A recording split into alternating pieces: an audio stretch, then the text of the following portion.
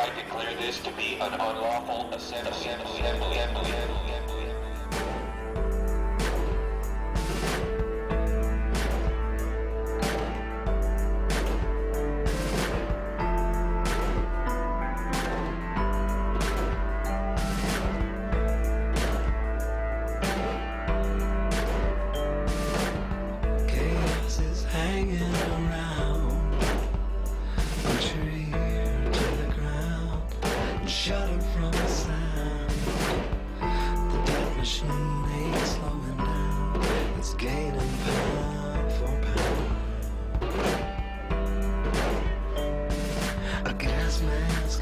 In the summer of rage, they're building mass graves within the states.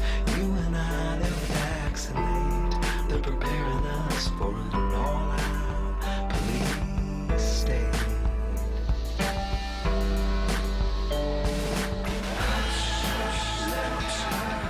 Your world is going wild.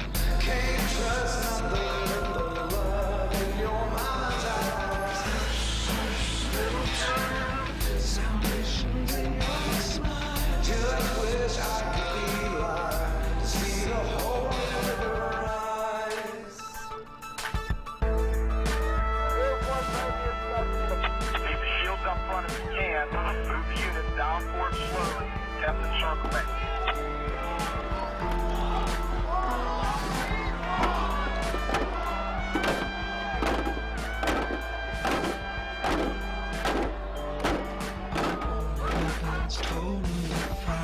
Finding all info warriors. Neighbors gotta speak loud, try to silence, withhold, they try. Go to Pittsburgh now with video cameras. Your world is going wild. Can't trust nothing but the love in your mama's eyes. Salvation's in your smile. Just wish I could be alive to see that whole river rise. Republic is falling right now.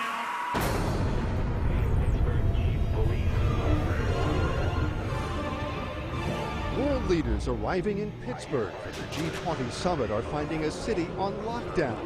The next moment, my eardrums were blasting, and as that happened, I basically turned around, saw now 40 riot police assisted by military. They're closing in. Run! Get out! I told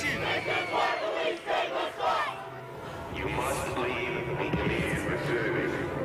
This was the talk of the town in Hardin on Thursday. Mercedes decked out in the City of Hardin Police Department decals and driven by American Police Force members. We're not disclosing the name of our parent company. We know the guy that owns the company, but we've never seen this name before. Excuse me, you just dropped a bomb on us. This is Red Dawn. Foreign mercenary group admitted driving around doing police work with Hardin Police next to their American Police Force logos. This is insane.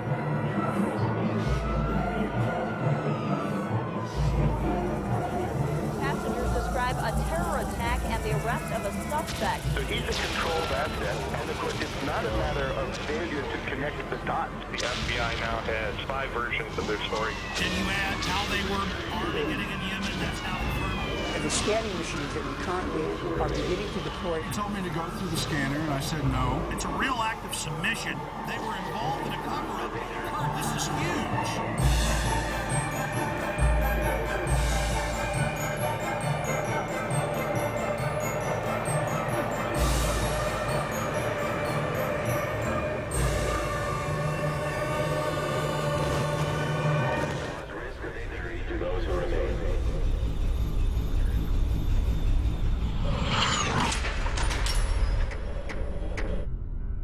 The Federal Emergency Management Agency coordinates the federal government's role in preparing for, preventing, mitigating the effects of, responding to, and recovering from all domestic disasters, whether natural or man-made, including acts of terror.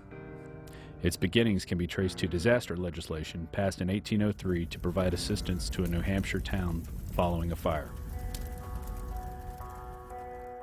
Following a string of natural disasters in the 60s and 70s, President Jimmy Carter signed Executive Order 12127 and merged nearly 10 federal agencies into what we now know as FEMA.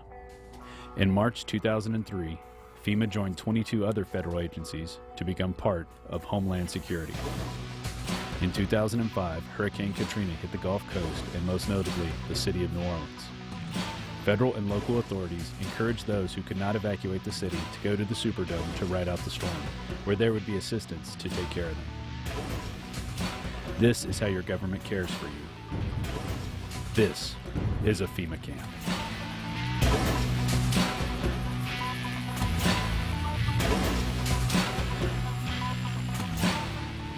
And that's all we're hearing about are the people in New Orleans. Those are the only ones that we're seeing on television are the scumbags who were left in New Orleans or who decided to stay in New Orleans, and they're getting all of the attention.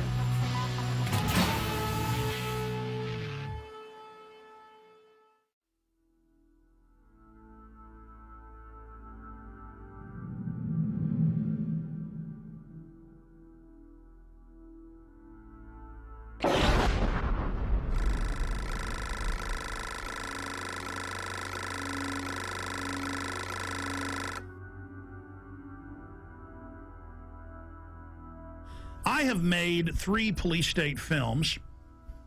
I have also, written books and news articles on the subject. And the problem is when you cover FEMA camps is there's so much evidence, so many congressional hearings, so many news articles, so many documents. The problem is knowing where to start.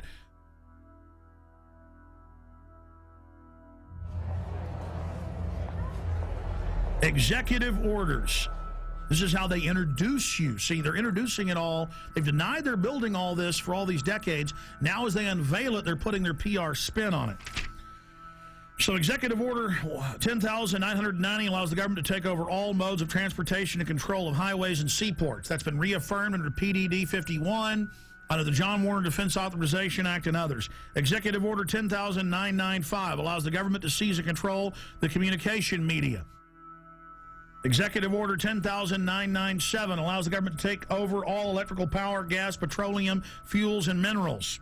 Executive Order 10,998 allows the government to seize all means of transportation, including personal cars, trucks, and vehicles of any kind, and total control over all highways, seaports, and waterways. Executive Order 10999 allows the government to take over all food resources and farms. Executive Order 11,000 allows the government to mobilize civilians into work brigades under government supervision. Executive Order 11,001 allows the government to take over all health, education, welfare functions. What's happening through the imploded economy that the foreign central banks are engineering? So they make you be beholden to the government. Designates the Postmaster General to operate a national registration of all persons. That goes on through the Selective Service. Executive Order 11003 allows the government to take over all airports, aircraft, including commercial aircraft. Remember when they shut down all flights after 9/11? Executive Order 11004 allows the Housing and Finance Authority to relocate communities, build new housing with public funds, designate areas to be abandoned, and establish new locations for populations. Remember Louisiana, Mississippi, Katrina? Brownie, you're doing a heck of a job. The FEMA director is working 24 hours. Executive Order 11005 allows the government to take over all railroads, inland waterways, and public storage facilities. Executive Order 11,051 specifies the responsibility of the Office of Emergency Planning and gives authorization to put all executive orders into effect in times of increased international tensions and economic or financial crises. Executive Order 11,310 grants authority to the Department of Justice to enforce the plans set out in executive orders, to institute industrial support, to establish judicial and legislative liaison, to control all aliens, to operate penal and correctional institutions, and to advise and assist the president. So that's your FEMA camps. Executive Order 11,049 assigns emergency preparedness functions to federal departments and agencies, consolidating 21 operational executive orders issued at 15-year period. Executive Order 11,921 allows the Federal Emergency Preparedness Agency to develop plans to establish control over the mechanisms of production and distribution of energy sources, wage salaries, credit, and the flow of money in U.S. financial institution. In any undefined national emergency, it also provides that when a state of emergency is declared by the President, Congress cannot review the action for 6 months. PDD 51 says never.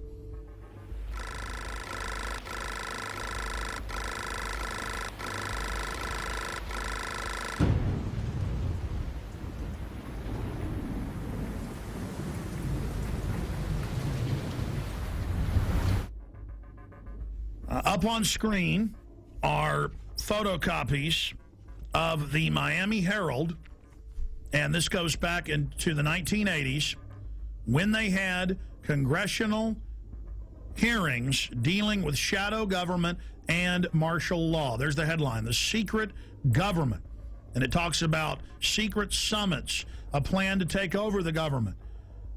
And it shows the people that were in charge of the continuity of government, Dick Cheney and others. And then we have a congressional hearing where we have Congressman Jack Brooks and others during Iran-Contra bringing up the secret plans, and they're told by Congressman Inouye that can't be discussed. It's a national security issue.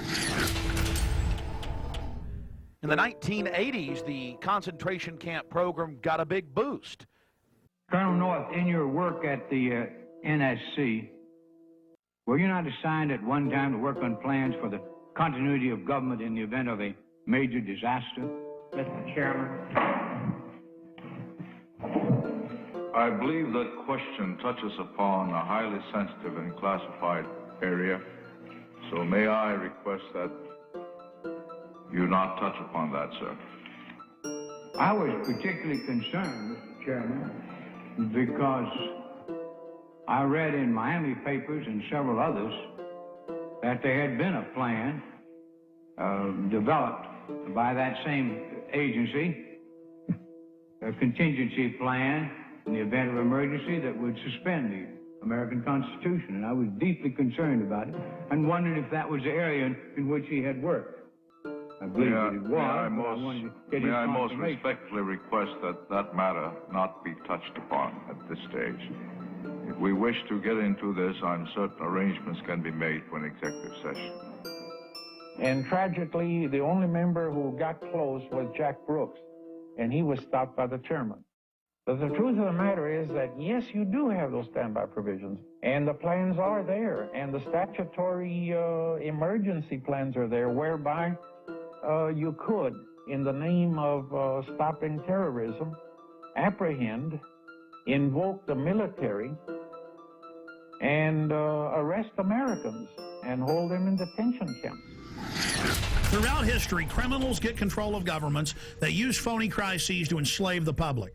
And they're taking your pension funds, they're taking your money, they're raising the taxes on you, they are going to squeeze the daylights out of us all, and that's why they're geared up for martial law and to take the media over, because this is quite a gamble by the establishment.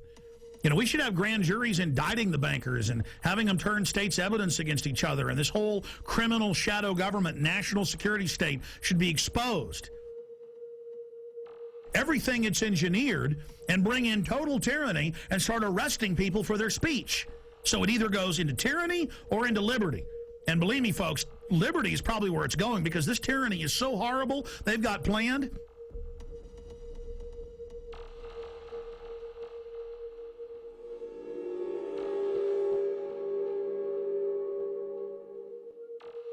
Let's go ahead and go to Congressman a year and a half ago on the Homeland Security Board wanting to know about PDD 51. Now, this fight went on for a year. The cover sheet of Presidential Decision Directive 51 stated the president's a dictator. Congress has no power during any emergency, including economic. So now Congress isn't involved in continuity of government when Congress is co-equal to the president and the courts. In fact, the Founding Fathers said Congress was above the courts and the president, but then later courts said, no, they're equal. Now they're saying they're not. Okay? Because it's harder for a dictator to take control in the Congress because there's 500 people. Separation of powers. The president is where your main dictator will come from, so it's the weakest. It follows the orders of Congress and then executes those orders. But then the chairman of the Homeland Security Committee said, I am co-equal with the president in national security. Let me see PDD 51. And they were told no. But the cover sheet alone states the president's a dictator. Then we see last year PDD 51 being executed, and members of Congress, Senator Inhofe and others, being told martial law will be declared if you don't hand total control and immunity over to the banks. And they followed orders and did it. So the martial law is now in place. And with that comes the FEMA camps. Will we get to that place? Not if we expose it. But we're already got our neck in the noose here. Is the executioner going to pull the lever? I don't know. Let's continue with the congressman talking about PDD 51. Most Americans would agree that it would be prudent to have a plan to provide for the continuity of government and the rule of law in case of a devastating terrorist attack or natural disaster. A plan to provide for the cooperation, the coordination, and continued functioning of all three branches of the government. The Bush administration tells us they have such a plan. They introduced a little sketchy public version that's clearly inadequate and doesn't really tell us what they have in mind. But they said, don't worry, there's a detailed classified version. But now they've denied the entire Homeland Security Committee of the United States House of Representatives access to their so-called detailed plan to provide for continuity of government. They say, trust us. Trust us, the people who brought us Katrina, to be competent in face of a disaster. Trust us, the people who brought us warrantless wiretapping and other excesses eroding our civil liberties. Trust us. Maybe the plan just really doesn't exist, and that's why they won't show it to us. I don't know. Or maybe there's something there that's outrageous. The American people need their elected representatives to review this plan for the continuity of government. All right, that's Congressman Peter DeFazio. Now, that was a year and a half ago. Mr. DeFazio, the cover sheet says the president's a dictator and that Congress has no authority over continuity of government. That's why they're now saying Congress can't see it, because they're declaring and executing that power. Now, we fast forward a year plus to October 3rd, and here is Congressman Sherman, who we interviewed here on air, other congressmen we interviewed, and Senator Inhofe saying they marched in and told them martial law will be declared if you don't do this. So we go from the 80s to where don't talk about the martial law plans and the FEMA camps. If you want to know about that, you can know about it in executive session, Congressman Jack Brooks, to, oh, Congress, you're not allowed to see the plans now. To Congress, do what we say, we're under martial law. The only way they can pass this bill is by creating and sustaining a panic atmosphere. That atmosphere is not justified.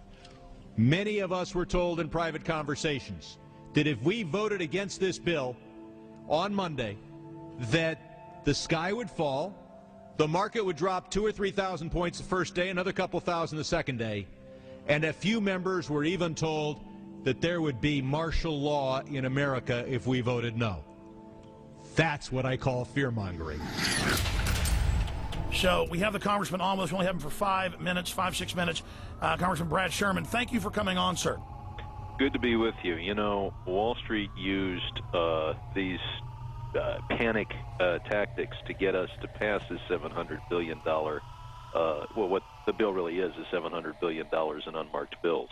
They said the market would drop by 4,000 points, blood would flow in the streets, and lions would be devouring children in the parks of Los Angeles.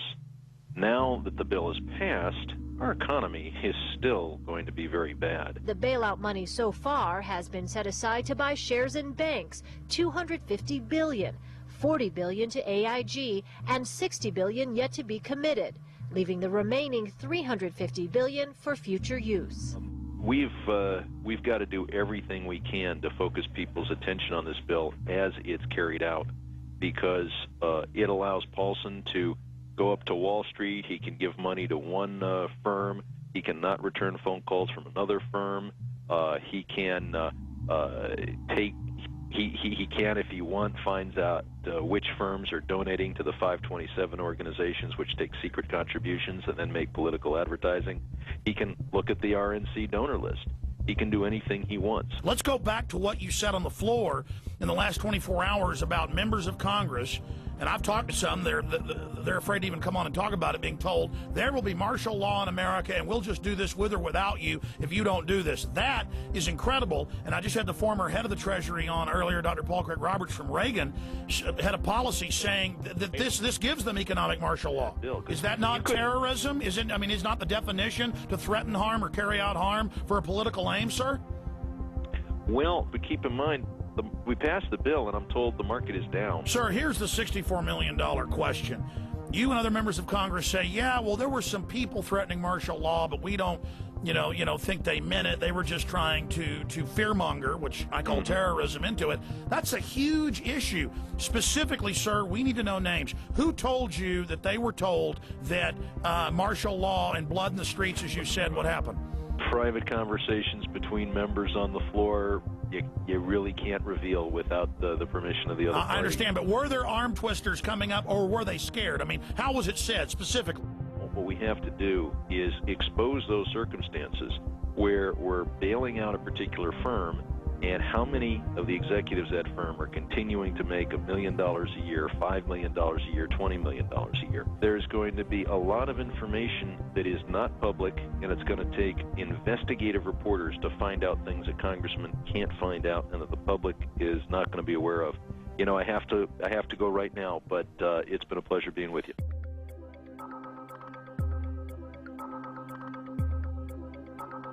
Somebody in D.C. was feeding you guys quite a story prior to the bailout, a story that if we didn't do this, we were going to see something on the scale of the Depression. There were people that were talking about, martial law being instituted, civil unrest, all this kind of stuff. Who was feeding you this information? That's Henry Paulson. We had a conference call early on. It was on a Friday, I think a week and a half before the vote on October 1st. So it would have been the middle, what was it, 19th of September, okay. We had a conference call. In this conference call, and I guess there's no reason for me not to repeat what he said, but he painted this picture you just described. He said, this is serious. This is the most serious thing that we face. It's going to be far worse than the Great Depression of the 30s. And all these things, he was very descriptive of exactly what would happen if we didn't buy out these toxic assets, okay. Which he abandoned the day after he got the money.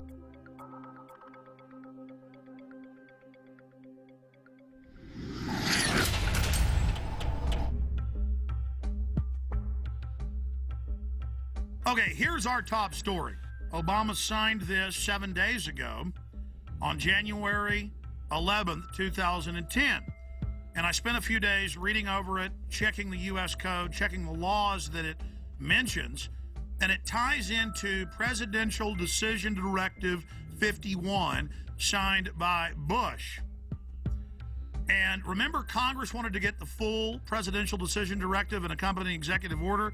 Would be prudent to have a plan to provide for the continuity of government and the rule of law in case of a devastating terrorist attack. The Bush administration tells us they have such a plan. But now they've denied the entire Homeland Security Committee of the United States House of Representatives. And Bush declared national security and wouldn't even let Homeland Security Committee, which is supposedly co-equal with the president, wouldn't even let them have access to it. But the cover sheet stated that for any emergency, including economic, anywhere in the world, that the executive is over the legislative and judicial, over the courts, over the Congress, which is unconstitutional. It's supposed to have separation of powers. The people aren't supposed to be divided, what the government always tries to do. The government's supposed to be divided so that you can't ever get a dictatorship.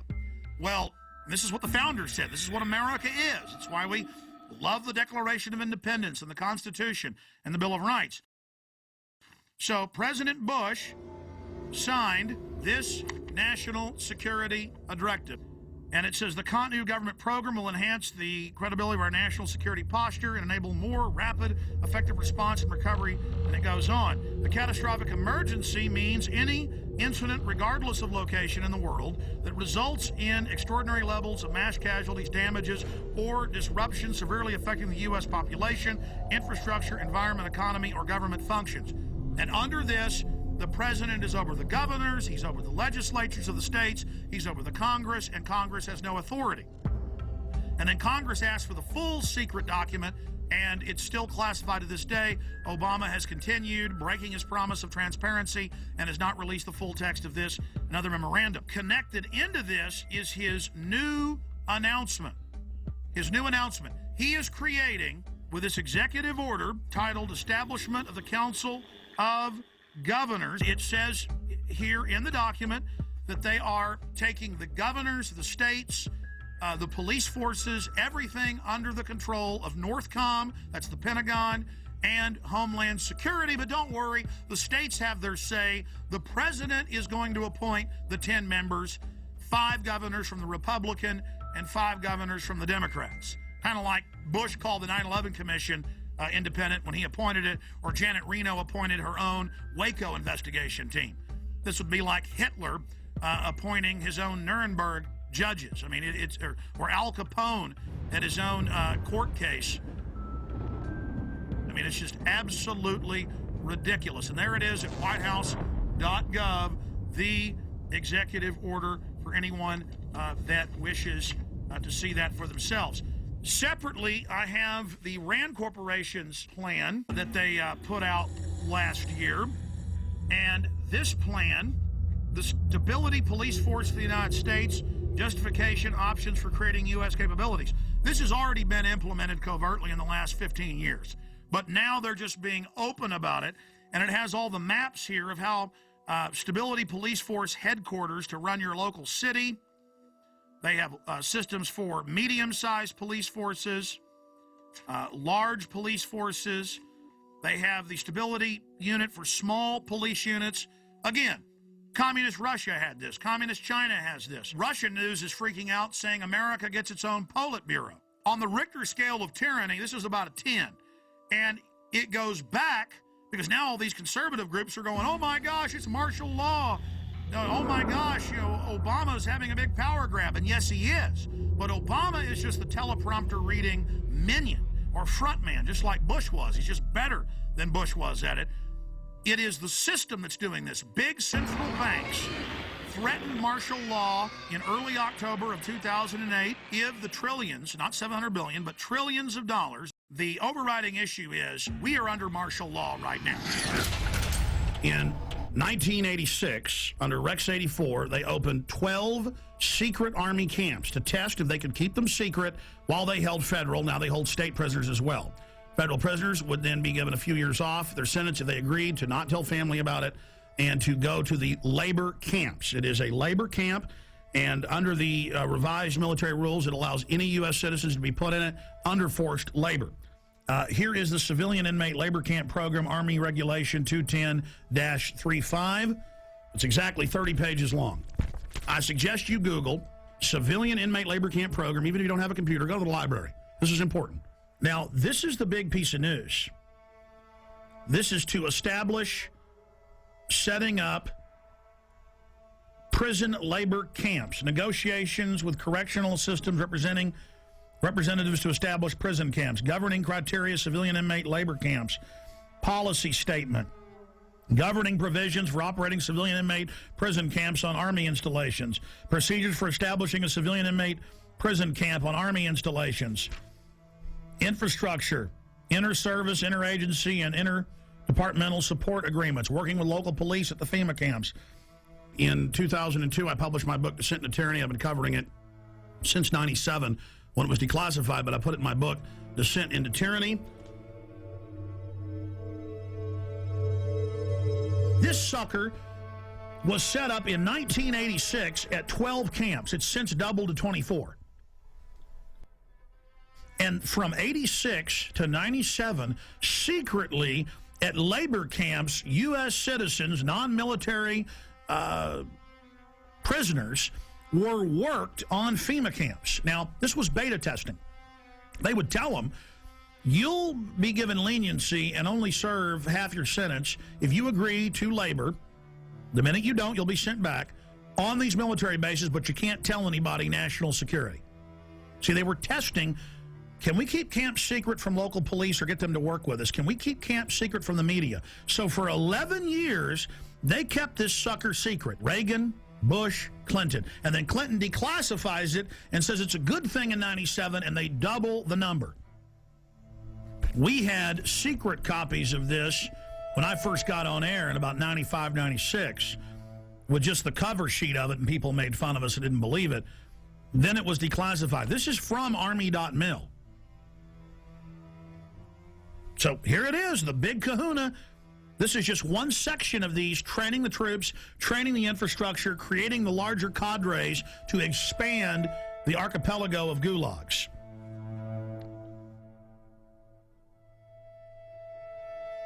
New legislation authorizes FEMA camps in the United States. And it says 6 major camps across the country with hundreds of sub-region camps. Now, if you watch my films and read the documents we put out, that's exactly what we said the camps are and how they operate, because we reverse engineered all this.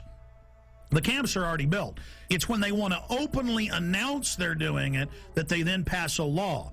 And they say, oh, all these shut down military bases that they've been keeping refurbished and putting barbed wire facing in and putting in showers and bunks, and we knew that those were to be the FEMA camps, because in the FEMA documents and the congressional leaks and from people that worked at the camps, we knew, and we would list the camps.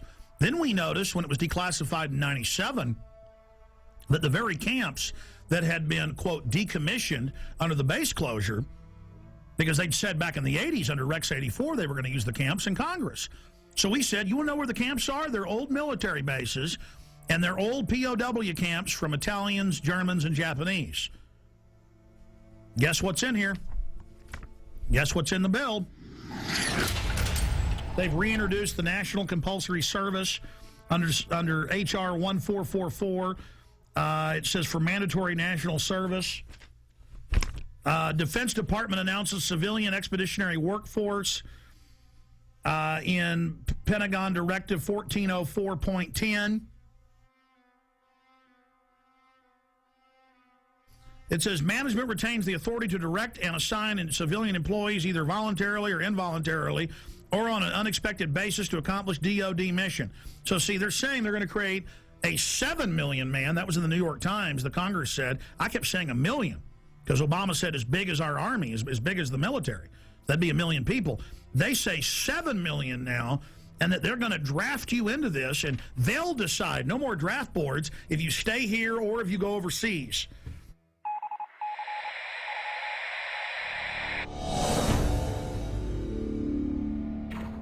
But this just broke. I just showed you the earlier terror training manual saying those that talk about the Constitution are terrorists and are a danger to police, those that are in Second Amendment groups. Here is the MIAC strategic report, and this is 2/2009, the modern militia movement. And they mix in here people that believe there's 9 FEMA regions, people that believe there's a NAPTA superhighway, and they show the official NAPTA superhighway map the government put out. Doesn't exist. Those that don't want RFID chips being planted with them, and they mix it in then with white supremacists and others, and they say, we want you to understand the terrorist symbols. It's don't tread on me flag of the Founding Fathers. You know, the flag of the Founding Fathers, all of it. We're going to go over this. This is amazing. They say in there that there is, no such thing as a New World Order banking takeover, as hundreds of newspapers a day say there will be a new bank of the world that you pay carbon taxes to. It just doesn't exist. You're insane terrorist if you believe it. I remember my grandfathers, and it was normal just when you were at the dinner table, or even my dad, to explain how governments work and how history worked, and they taught the military. You don't have the military on the streets, and we're here to defend the Constitution, Bill of Rights, not what the president says if it violates that. And we've gone from that now to a strategic report, 2/2009, the modern militia movement, and then they mix gun owner groups, pro-gun groups in with white supremacists. They say those that believe in a new world order. These theories vary, but most always involve a globalist dictatorship. They show, and I'm putting on screen right now, official North American Union SPP maps that have been on CNN of how they're going to have every major highway be an international toll road from Mexico up into the deep north of Canada.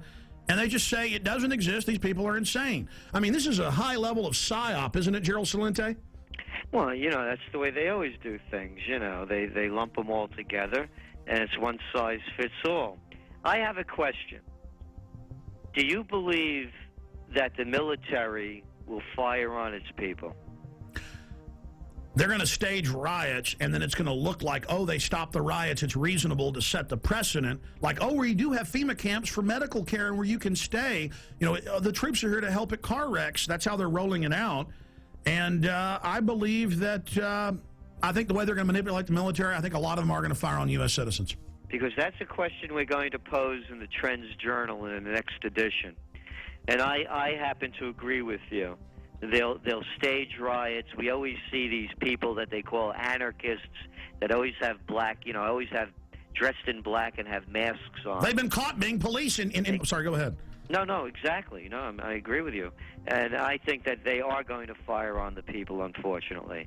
No, don't shoot me, please! Don't shoot me! I haven't done anything! Don't shoot! In this training manual that's going out to police everywhere in the country, it has a "Don't Tread on Me" flag. It shows America, freedom to fascism, and the film Zeitgeist in it. We just showed that, and shows it next to the Turner Diaries, which was a white supremacist thing about killing police. So see how they do guilt by association. I mean, this is just off the charts, and this was sent to me by the Missouri Information Analyst Center. A police officer sent it to me. That's where they got it from. And I've seen these in Texas versions and others. It's the same thing, but they're updating it. I mean, how do they say none of this exists and then mix in mainstream things that are happening with white supremacists and tell police that people are dangerous if they're into this?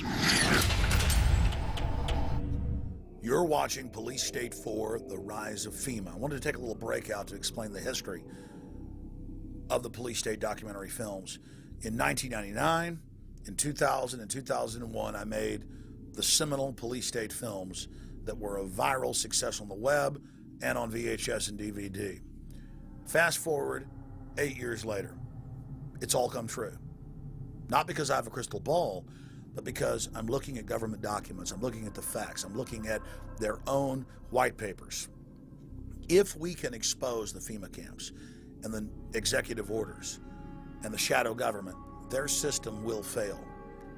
I've made the film, Police State 4. It's now up to you to get it out to everyone you know.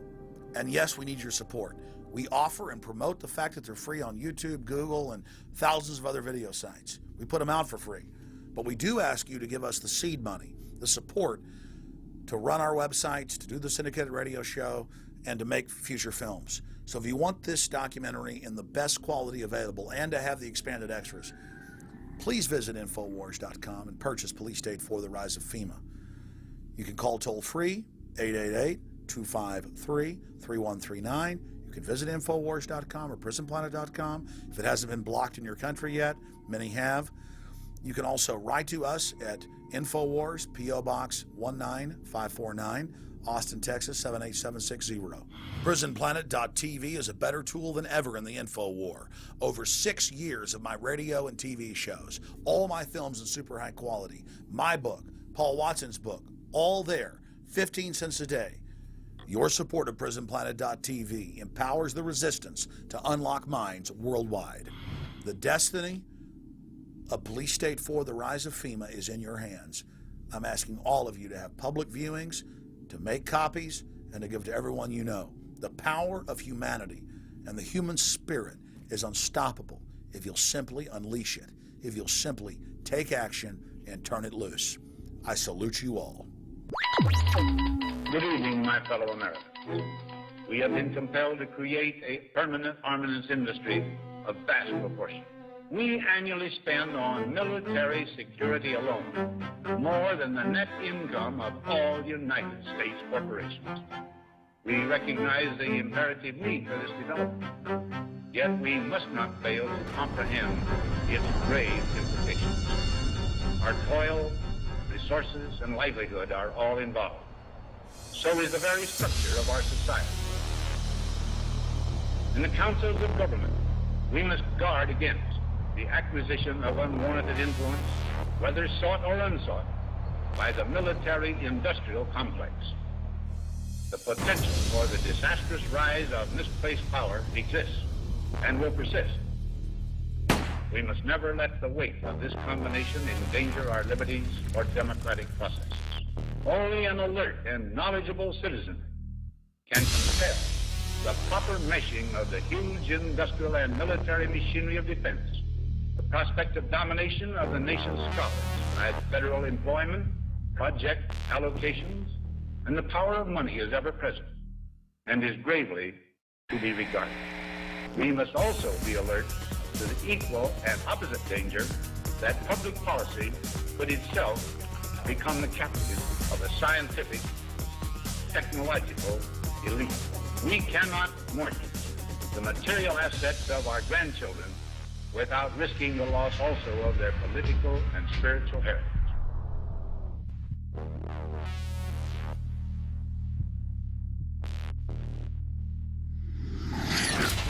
Well, I think terrorism is being practiced on the residents of the city of Oakland because many of the retired teachers, retired military people have informed me that they understand what's going on, and it's not anything that relates to humanitarian training whatsoever. This is a psychological, as we in the research community say, this is a psyops.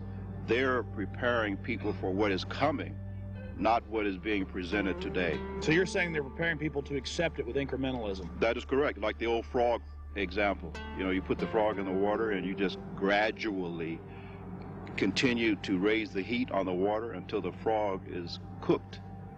And that's the way it works. The problem is that the local people in general, just will not take their heads out of the sand. I'm going to tell everyone I can, listen, we have a serious problem. And it's called a police state. It's called a police state.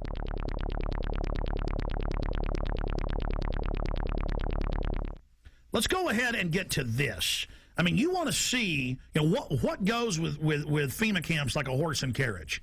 Troops, militarized police, training with the Army to take over your cities and towns. Let's go ahead and play this YouTube clip, Martial Law is Coming, from News 7 at 11. The scenario was a fake, but the pepper spray and billy clubs used to break up this riot were definitely real. Good evening, I'm Miranda Stevens. Whether it's terrorism, riots, or any major disaster, local agencies will be the first to respond. That's why Roanoke City wants its disaster training to be as real as possible. Jeremy Butterfield has more. It's supposed to look like a riot, and the scene at William Fleming High School had all the elements. I'm one of the rioters that the guard and the police force had to take down and arrest, and did very successfully. In this scenario, everyone has a role to play.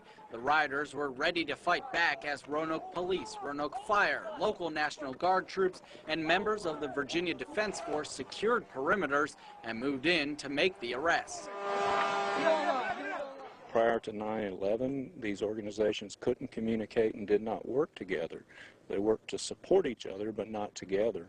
And with the recent events of the last 3 to 5 years, we've become very good at working together, which is very important. Of course, these weren't real rioters. The rebels in T-shirts were all members of one of the participating agencies, but you couldn't tell that during the exercise. If you weren't protected by an orange vest signifying you as an observer, you were in danger of being hit by eggs, bottles, billy clubs, or even the occasional well-placed round from a sniper. We try to make this very real, give a real feel to it. We had the fire department provided some live burning out here, so we had smoke, flames, objects being thrown, a lot of chaos. There's going to be a lot of chaos in a civil disturbance situation, and that's what we want to try to incorporate as much as possible. Teamwork plays a major role. Mountain Police had to coordinate with the fire department, while National Guard troops marched in formation toward the rioters. Without cooperation throughout all the agencies, the rioters would have quickly taken control. I think everybody learned a little bit. Mistakes are made, but we'd rather make those mistakes here than in a real situation. This was the 4th year the agencies have participated in this drill, and organizers say the old adage, practice makes perfect, certainly holds true in the face of disaster. And then, see, you talk about this, and mainstream writes articles about me like I'm crazy, making up troops and troop deployments when it's the Army Times, the Army War College, hundreds of newspapers have announced it, and then I say, hey, that's tyranny, and they go, shut up, Jones doesn't exist. InfoWars story on illegal Tennessee checkpoint prompts action by governor. Friday, listeners pointed out local news saying the Army was going to be out, regular Army running checkpoints, searching citizens with police. The governor got called, our listeners called. The Whiteville Police Department had plans to conduct a seatbelt checkpoint on Saturday, April 4th at Highway 64 within the city limits of Whiteville. The checkpoint was planned to be in conjunction with Homeland Security and the 251st Military Police in Bolivar. After learning about this, I contacted Representative Johnny Shaw, who represents that area, ask you about this. Representative Shaw, you looked into this, and can you tell me what you've learned and where this stands now? I can. Actually, this has been canceled.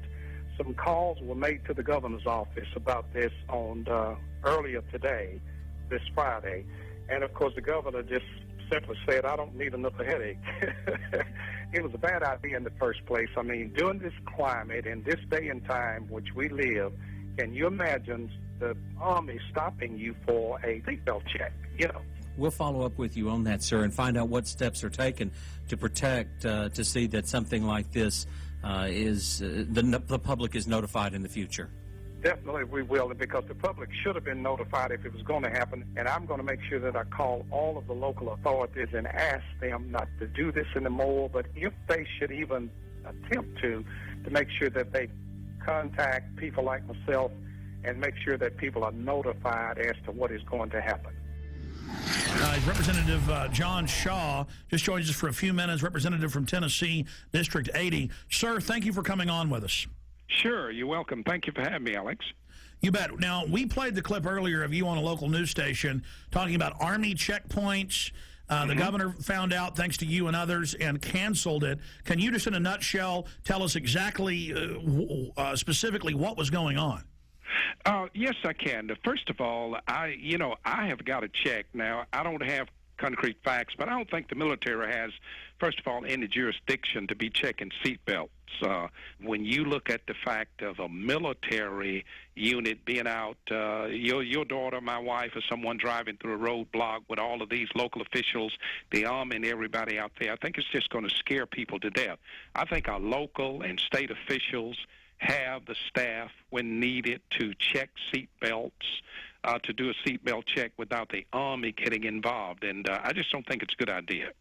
Well, obviously, sir, I don't know if you've heard, but yes, it still violates posse comitatus. They haven't completely removed that 1878 law. We know in Mexico and communist China they have troops on the streets. This is a sign of a banana republic, of a third world police state, so that we don't want that. But the larger issue here is that they've announced Homeland Security wants to put 20,000 regular Army troops to patrol America. The Naval War College, the Army War College has said their new job will be engaging us, combat with the American people to stop an insurrection against the banks. So, A, are you aware of that? B, can you tell us specifically what units, why the Army was going to be out running checkpoints? Well, I got this news late on Friday, and when I got the news, I immediately jumped on it to try to call some local authorities that I knew first to see what was going on. And when I made the call, I found out at that point in time that the governor had already made the decision to cancel this, and which I was very proud of that. But I am not aware of Homeland Security doing this.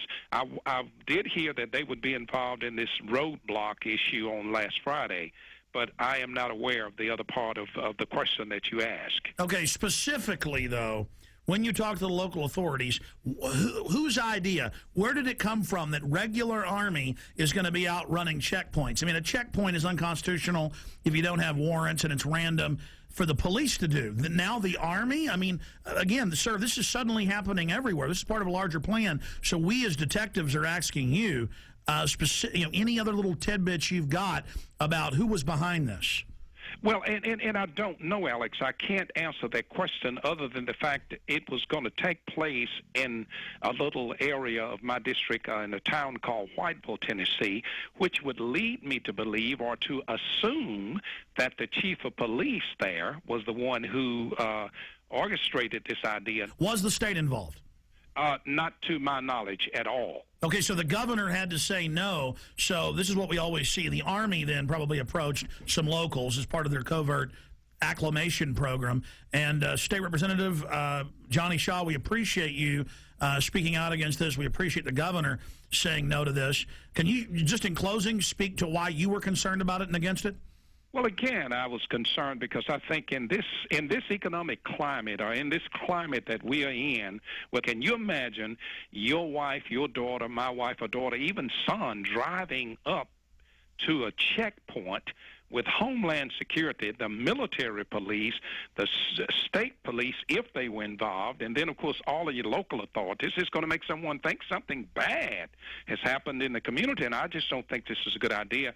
I think it would have been a scare tactic that would have been hard for some of our citizens to get over, or maybe some of our senior citizens, and I'm totally against this kind of a tactic, and I'm going to do my best as a state representative to see that this does not happen again in my district and hopefully nowhere in the state of Tennessee.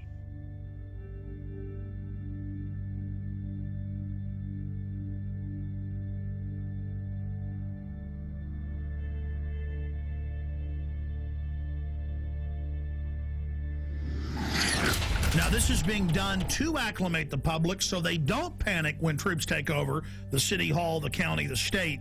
This is high treason. And Obama has taken all these new powers that Bush claimed and has expanded them day one. And suddenly the left that was against it isn't saying a thing. So that's part of the preparation. Guardsmen to conduct urban training at Arcadia in April. This is going on, scaled back now. It says in this article, going door to door, asking if they can search homes looking for weapons. And they practice raiding the local gun shop. And this is for domestic operations. Lieutenant Colonel, I really appreciate you coming on such short notice, sir. My pleasure. Thanks for the invitation. You bet. I saw this article out of the Daily Times Herald in Carroll, Iowa. Have you seen that? I sure have.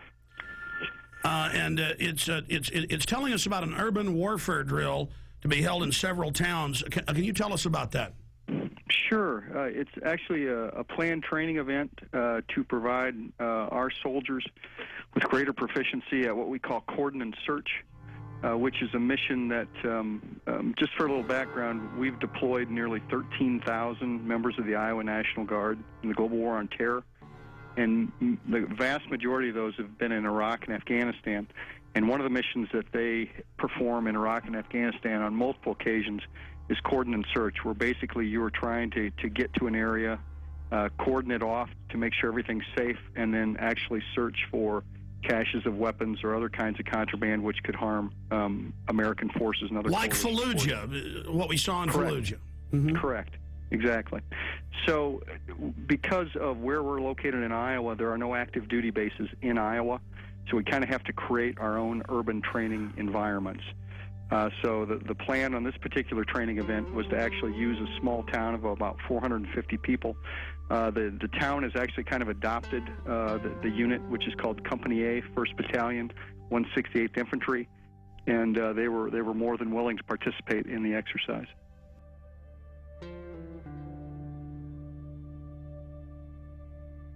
Going through this article, I mean, explaining exactly what they're going to do door to door with the houses, what the checkpoints are going to be simulating. Sure. When you're talking about cordon and search operations, you've got several different rings of security that you've got to provide in a particular area. And then it's important that people are treated respectfully as you go house to house, as you're looking for certain items, particularly in our experience in Afghanistan and Iraq, looking for weapon caches, whether those have AK-47s, RPGs, rocket-propelled grenades, that is, any kind of ammunition or any kind of improvised explosive devices, et cetera, et cetera. And our job, when we go on a cordon search, is to locate those kinds of items. And then there might also be persons of interest that we're interested in, that coalition forces want to talk to or apprehend. Well, let's just boil it down to this. I have video of Army and Marines with role players screaming, "I'm an American, please don't put me in the camp," and the military training to confiscate their firearms. I mean, certainly you've heard the Army Times and the new directive from Secretary of Defense Robert Gates that they will use the National Guard under federal control for civil insurrection. Are you saying you're not aware of that? No, I'm certainly aware of that, absolutely. But I think you have to look at the role of the National Guard historically. Is that historically we are used in states for disasters overwhelmingly. And our job is to, number one, be ready for our mission federally, which is to go to war. And number two is to help our fellow citizens here in the United States of America. Those But are the Army things that we prepare for and train for. The Army War College 3 weeks ago issued a report saying they're shifting a lot of their focus to engaging the American people and directives on engagement with the American people under NORTHCOM. Well, you got to remember that the National Guard, 99% of the time, if you're talking about peacetime, belongs to the state in which they are located. Only on occasion do they become federalized. One of those examples, of course, is being mobilized and deployed to go to war or peacekeeping or other kinds of federalized missions. But other than that, the National Guard generally in peacetime belongs to the governor of that state. Well, you're pretty informed on all these issues. Obviously, you're right in the middle of it. Did you hear about the mainstream news articles about Marines in California and other places helping at DWI checkpoints with citizens? Would that violate posse comitatus? I'm not aware of that. With respect to active duty military, that's called Title 10 when you're on active duty, and they're not allowed to participate in certain kinds of operations under the Posse Comitatus Act. Does that sound like freedom to you all over the country to have the National Guard at big events like at the Kentucky Derby and the Super Bowl searching bags? Well, I think if you're talking about keeping Americans safe, it's our job to do whatever we can to help them with that. And if our job happens to be to detect weapons of mass destruction or other kinds of things that could harm a great deal of people, that's what we do. Now, here's your Pentagon Channel report. The Kentucky National Guard was part of the massive security force required for this weekend's Kentucky Derby. Officials say that 360 Guard members were on hand at Churchill Downs to help support law enforcement efforts for the first leg of horse racing's Triple Crown. Now, the troops took care of crowd and traffic control, provided 3 choppers and crews for aviation support. Officials at the track said that more than 150,000 fans turned out for the race. Police only had to make 44 arrests. International media, government staffers, and protesters. Thousands of them, all waiting for the G20 summit to begin. World leaders arriving in Pittsburgh for the G20 summit are finding a city on lockdown and already hit by violence. By order of the City of Pittsburgh Chief Police, I hereby declare this to be an unlawful assembly. I order all those assembled to immediately disperse. The G20 basically represent the largest nations which participate in the Western banking cartel, which I feel is behind a lot of the pain, anguish, and misery that exists in our world today. They would like to come up with one central bank for the world to replace the dollar standard, and also have international regulation, you know, massive expansion of the WTO regulations into the financial markets. You must leave the immediate vicinity. If you remain in this immediate vicinity, you will be in violation of the Pennsylvania Crimes Code, no matter what your purpose is. It's hard that it's setting up as like an us versus them when we're all in the same class. We're in it together, and they're protecting the interests of the world's billionaires. Anytime I've been on a march or anytime I've been arrested, it has been peaceful on our side. It's the state are the ones that cause the violence. You must leave. If you do not disperse, you may be arrested and or subject to other police action. Other police action may include actual physical removal, the use of riot control agents and or less lethal munitions. Ladies and gentlemen, this is breaking news. Do you know why my crew is not live with us right now, why they were out of contact? They are under sustained LRAD sound cannon attack. You know, they rolled these out at tea parties in California and other places. First time I saw them was 2004 in New York. They have the National Guard engaging American citizens right now with deadly acoustic weapons that damage the middle ear. This is happening right now in Pittsburgh, Pennsylvania, while the G20 in mainstream news is getting rid of the dollar, bringing in world government against everybody right now. Listen, this is such a police state there that they tried to talk to the military and talk to a spokesman last night. Defense Link put a press release out, and they said, no, we're not going to talk to you, get out of here. Then they got their license number, had the police pose as Alamo rental car people from the county there, Allegheny County in Pennsylvania. They called them and said, oh, your car's got no brakes, bring it in. And they said, well, we're in the cordon at G20, we're news reporters, we can't get out till tomorrow. And they said, well, that's fine, because I'm a police officer with the Army and FBI, and you've all been put on terror list, and your life's over, boy, and we know you're a terrorist, and you were sneaking around the military base and ran. All lies. Thank you very much. Okay, so I just went over. They're going to have a guy come out and talk to us, or they said they'll get us a number to contact. I think he said the PAO. This is probably him right here. every 30 seconds, saying disperse, disperse. We've got them. Let's go to live now. Here they are from Pittsburgh. G20 under attack. Yeah, we're on 33rd and Liberty, and we just passed they had the street blocked off, and they were using the sonic weapon on us. They were using it to broadcast, and then they would ramp up the signal for a brief second to let them know that they could, blow some eardrums out. It got pretty loud. I hereby declare this to be an unlawful assembly. I order all other police actual physical removal, the use of riot control. Everybody dispersed, though, when that started happening. The largest group, went through an alleyway. They're driving right past me right now. Get them on tape. With the guns. They had two of them. They were using them to broadcast messages in Spanish and English. That's the engine right now. You can hear it passing me. And there's a guy sitting on top. The police I'm seeing now are in full riot gear. Are they the police, though, wearing the National Guard bottoms? It looks like Border Patrol. I've seen Border Patrol here, too. They have the dark green Border Patrol uniforms. So federal police in the middle of Pennsylvania. I find it very ironic that it's happening on Liberty Avenue. Very ironic. Burmis, I want to be clear about this. They were shooting you guys with this. Douglas was saying it was hurting. What was this like? The decibel level was very, very high. One moment I was covering the front of the protest. The next moment my eardrums were blasting. And as that happened, I basically turned around, saw about 40 riot police assisted by military, and I ran up and I got all the footage I could. Every once in a while I'd have to take There you go, assisted by military. So this is the military attacking the American people, because in every news article I see, they're together. So that's key for the article Watson's doing. The military was with them. Yeah, absolutely. I mean, they were in military fatigues. SWAT is also here. I got a good shot of one of the military personnel who was on top of the Pittsburgh paddy wagon. Basically, most of the Humvees in the military were cordoning off at checkpoints on Main Street in the main city of Pittsburgh. They were in full military fatigues. I mean, these weren't just the pants. They were the tops. There's no doubt that there's military here, Alex. I approached them. I asked them what their mission was. What's the mission? You can't say. Sir, what would you have to say to critics that say this is a violation of posse comitatus? I'd say that you need to talk to my PAO. You know what posse comitatus is? No. No? Separation of military and police?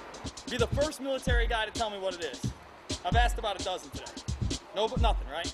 And it was the standard boilerplate answer of, we're just following orders. We're just here to support law enforcement. That's all we know. We're here to protect United States citizens' rights to peaceful protest. Unbelievable. Global leaders meeting openly in mainstream news to get rid of the dollar and bring in, quote, global governance. This is the end of our country, and the police and the military are acting like people that don't like it are pure scum and terrorists because the DHS has trained them to do that. Here come the anarchist staging. Here they come right now. They just grabbed the dumpster. They're flipping it over. Video it. I got it on tape right now. Oh, I don't want to put you in danger, Jason, but if you follow that stinking Fed, is it a big guy? It was 3 people, and of course they had masks on, Alex. Briefly, tell folks about last night. You guys pull up to the gate. You asked to talk to the public information officer. They called the police and lied and said that you were sneaking around. Yes, sir. How's it going? We were responding to a news story that the National Guard was going to be massed to go into Pittsburgh. And can we get a comment on that? Sorry, we can't make any comments, sir. Do you have a press guy we can talk to? Yeah. We then pulled off to the side of the road where they instructed us to. We waited around 15 or 20 minutes. A representative came back. Immediately, he was hostile towards us. He did not like our credentials. Hey, guys. Hey, good evening, sir. Look how you're How you doing? My name's Rob. Okay. We're out of Austin, Texas, Channel 10. Okay, can I see your credentials? We tried to get as much information as we could. He refused to answer our questions. So then Rob asked him for his information and where we could contact him tomorrow if we could get a word with him. He then gave it, and we left. Speech, freelance reporter? Yes, sir. Okay, so what are you looking for? Well, we're following up on a report that we got, and it's that we read. It said there's 2,500 troops that are going to be deployed into Pittsburgh for the G20 for security. Once again, do you have? I'd like to talk to your editor. I'm more than welcome to. I'm more than willing to do this. So you got somebody back at the station I can talk to? You guys have credentials for the G20? I can't. the middle of the night, you come here tomorrow, we'll see what we can accommodate you. We're not going to... I mean, we only got a few questions, man. Yeah, we just have like 4 questions. The answer is no. Not going to comment. No, I'm not. That's okay. We're going to deny the interview. If you get some credentials to get some that I can work with, I'll do the interview. We didn't run away from anything. By the time that we had left, turned around, and exited the main military facility, there was another car parked on the other side of the road, waited for us to pass, followed us for an exit, then got off. And then we were shocked when Douglas got a call trying to entrap him and have us go return our rental car for quote-unquote 2 more free days. When we didn't fall for that, he then came clean and said he was actually military personnel, and he wanted to know whether or not we were terrorists, Alex. And then he told Douglas, you're on a list now, pal, for the rest of your life. Yeah, he did. With pleasure. You ran from them. Is that true? Absolutely not. Can I have your name and number so we can call you tomorrow? Sure. Okay. 17821. Chris Cleaver. All right, thank you. Okay? Thank you. I need all info warriors, anyone in the Northeast, anybody in the Midwest, to go to Pittsburgh now with video cameras. The troops are bought and paid for by offshore banks. The Republic is falling right now. They are openly destroying our precious Republic right now. They are openly bringing in martial law. They have troops deploying in every major city. This is just another beta test. We need everybody to go to Pittsburgh who loves this country. Come with cameras, radio host. Everybody needs to get there and needs to expose these people. And we need people to follow the anarchists. They're going to go back to military installations. It's happened in every case. We proved it in Denver. We proved it in Ottawa. We proved it in Seattle. We proved it in London. We proved it in Genoa. We prove it every time.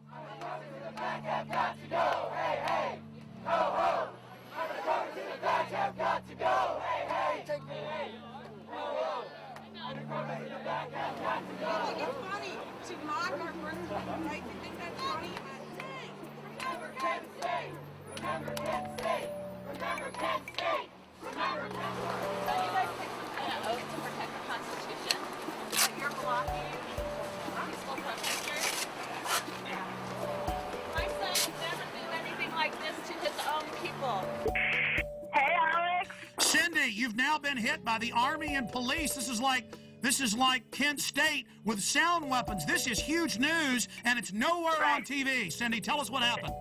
We're just trying to get to downtown so we can exercise our freedom of speech, Alex. And they're blocking peaceful protesters. We don't have any weapons. They're blocking us with the most disastrous, horrible weapons that they can think of. And so, yeah, it's just really awful down here. They have your LRAD. The LRAD was used in Iraq and Afghanistan against insurgents. You're now using these weapons against the American people. How do you feel about that? This is all about training you that you're not supposed to protest and demonstrate. That's why the police pose as anarchists in every case. They've been caught over and over again. This is how the Republic falls, with the stormtroopers in the streets and the world leaders coming to our country to sell it out and the mainstream news reporting it. You guys are hurting your own people. I order all those assembled to immediately disperse.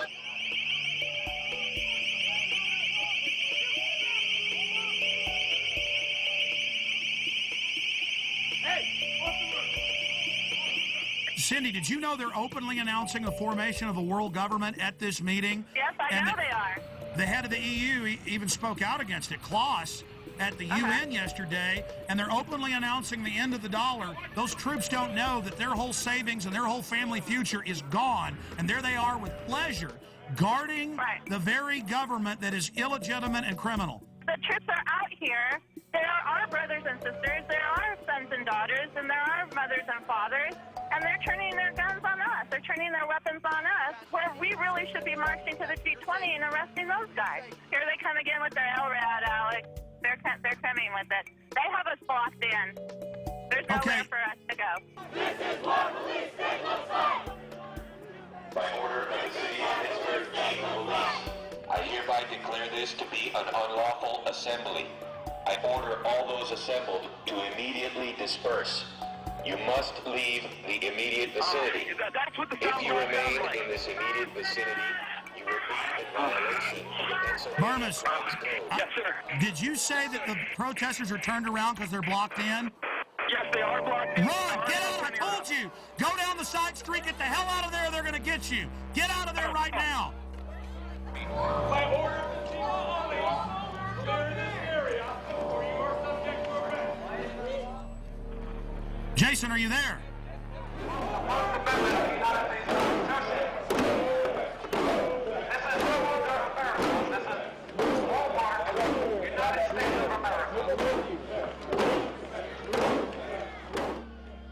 Amazing to have Burmis and Cindy Sheehan and all these people together. They're standing against tyranny. She lost her son. And the military will follow orders, and that's all this is. And there are the bankers openly setting up world government, bankrupting us by design. It's really happening. Well, here's the Examiner newspaper reporting on these sound weapons at the Tea Parties. It says both town halls took place without incident. However, the use of military device concerned San Diegans. The LRAD crowd control is primarily used in Iraq to control insurgents and can cause serious and lasting harm to humans. And they admit this. I mean, this is just outrageous. Other police action may include actual physical removal, the use of riot control agents and/or less lethal munitions, which could cause risk of injury to those who remain. You must leave.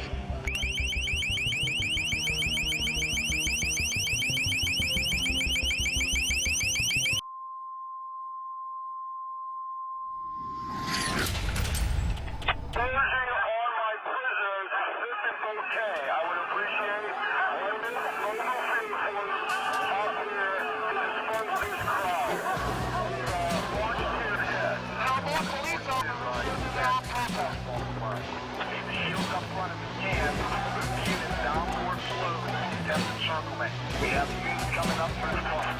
Pushing towards the park.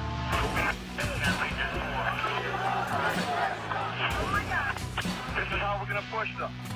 After we get the encirclement, we're going to push them down forward back towards Assembly Drive Extension. Leave Assembly Drive Extension open so we continue to push. Then we'll establish a skirmish line along Assembly Drive Extension.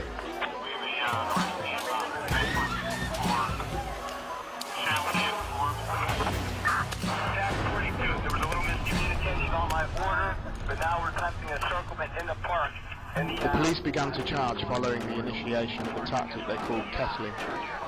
So called as to reflect the purpose of a kettle, to hold in water and heat it until it attempts to boil over. They're closing in.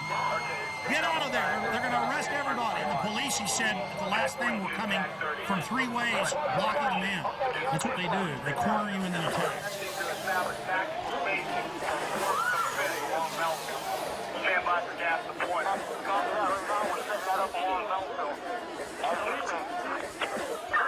Any units, we have 5th Avenue covered. Unit 30, I'd like to express my professional regard to everyone. They did an excellent job down here. That's a young girl right there. In all the operations G20.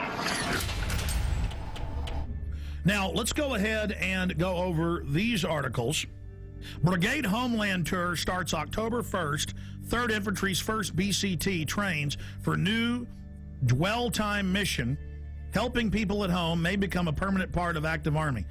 And then you read this, the Washington Post reported it, everybody else did. It says, for riot control and civil unrest during a collapse of society. Then the Army War College came out a month later and said, yes, we're preparing to engage the American people. So there's that going on. So they have to have troops to take you to the FEMA camps. Washington Post, 20,000 more U.S. troops to be deployed for domestic security. They then expanded and said it won't be 4,000 troops, it'll be 20,000. Now they're saying, oh, it'll be 40,000 regular Army troops. The very troops that were in Baghdad doing gun confiscation, the very best troops they've got. Here's another one. Marines admit security force to operate inside U.S. This directly from the Marine Corps' own website. And they did it with role players, practicing confiscating people's guns. Here's another one. Unit learns skills to fight different enemy. And this is out of the American Force Press Service. See, this is all part of acclimation. And then in a 4-state area, in the Midwest a few months ago, there was a report about the Army suddenly locking down parts of cities and doing, and then the disgraced Governor Blagojevich announced about 5 months ago, before he had that big scandal, and we played the newscast here where he said we're going to have the Army go door to door confiscating guns in Illinois. And then we have the first time the Army got called into New Orleans, going to the high and dry areas with the police and FBI. All the weapons will be taken. No one will be allowed to be armed. And then putting people in handcuffs that had guns, taking their guns. Today in New Orleans, they got a lot tougher on the holdouts. Police department, anyone home? Not only the flooded areas, but New Orleans' driest and wealthiest neighborhoods, too. Police department! The police and National Guard going street by street, house to house. We need to make sure, too, that whenever we knock on doors, people refuse to leave. We need to make a note, call it in. They say there are no orders to use force, just strong persuasion, sometimes entering open houses with guns drawn, and instructions to disarm anyone inside. You say guns will be taken? No one will be able to be armed. We will take all weapons. That happened today in this wealthy neighborhood where homeowners had armed themselves to protect their mansions. Residents were handcuffed on the ground. In the end, police took their weapons but let them stay in their homes. They were a little bit threatened because our weapons were bigger than their weapons. For many of the police and guard troops, it is an uncomfortable job to do this in an American city. This guard unit occupied a church, using it as a base camp. They had to leave a note because they could not get hold of the pastor to get permission. It is surreal. Yeah, you never expect to do this in your own country. Chris Montgomery says he'd rather be in Iraq than patrolling American neighborhoods. Walking up and down these streets, you don't want to think about the stuff that you're going to have to do. If somebody pops around the corner. I mean, shoot in America. Yeah. I mean, that's on record. That happened. This is what they're training for. This is what they do the first chance they get. Stop living in denial. Attention, attention, attention. American forces are here to help. Remain calm. We will not tolerate civil disobedience.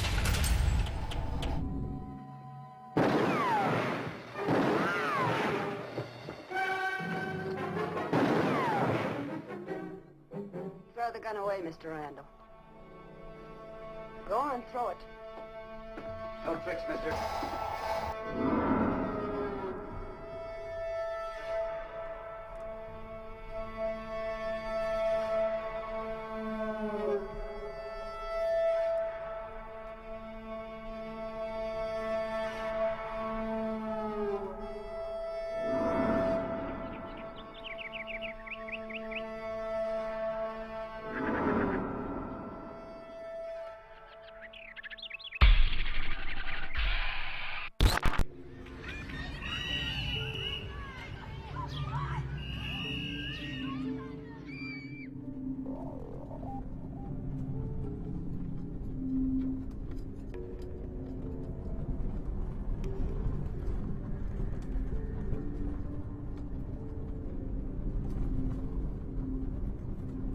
This is the poorest county in Montana, and the $27 million prison has turned into a white elephant. Because there are no prisoners, Glenn and Ray Perkins got laid off after moving to Hardin to take guard jobs.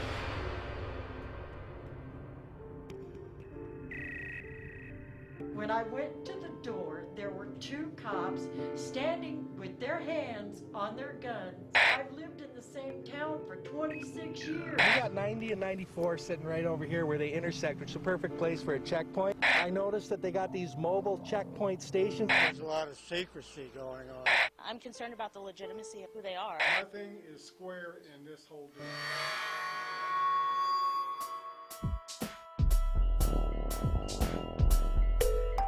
I cannot let my grandchild grow up in this kind of thing.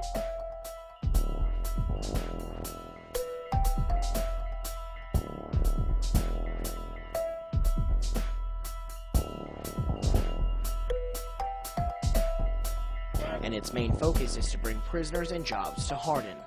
We've got a beautiful, beautiful facility here.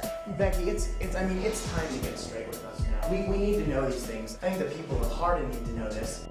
Becky, Becky shared for her pay package. I don't know what she made as a reporter for the Gazette, but I know it wasn't much. But here, she's getting paid $60,000 a year, plus a house, plus a Mercedes. I don't understand who this company is and why they... Follow the money. Where were they 2 years ago? Follow the money. That's all I have to say. Where were they before the ground broke? Follow the money. And its main focus is to bring prisoners and jobs to You think it's Hardin. mysterious at all? It probably is to those that don't know what's going on. Carrie Smith is the wife of Two Rivers Authority Executive Director Greg Smith, who was recently placed on administrative leave. Well, members of the American Police Force showed up in Hardin yesterday, driving vehicles with Hardin Police written on them. As Color 8's Nick Law reports, it created quite a stir, especially because Hardin doesn't have a city police department.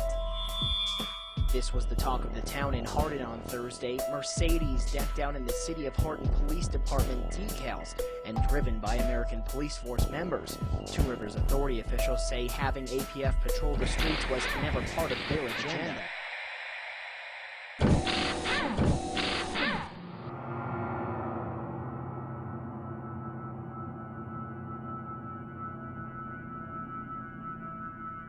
Tell people what's really happening here.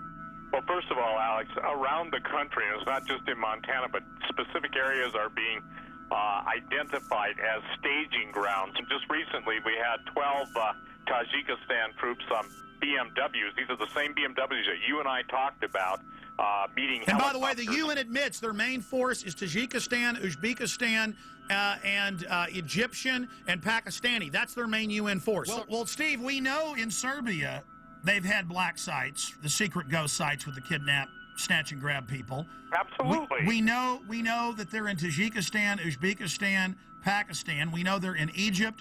We know they're in Germany. We know they're in Poland. We know they're in the Czech Republic. We also know that they are in other areas. And so this fits the classic MO where they use these private ghost contractors to run this.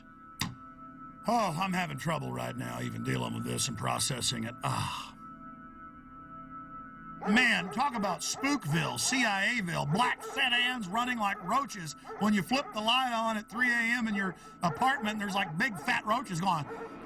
And they're like, ah! Now the locals are getting upset by these black Mercedes SUVs that have Hardin, Montana on them and then the double eagle crest, just announcing we are your police. This is insane. Men with foreign accents stomping around. I mean, this is Red Dawn happening. And the local officials are going, yeah, we've been told they run the camp and that they run the town now. I mean, this is Twilight Zone.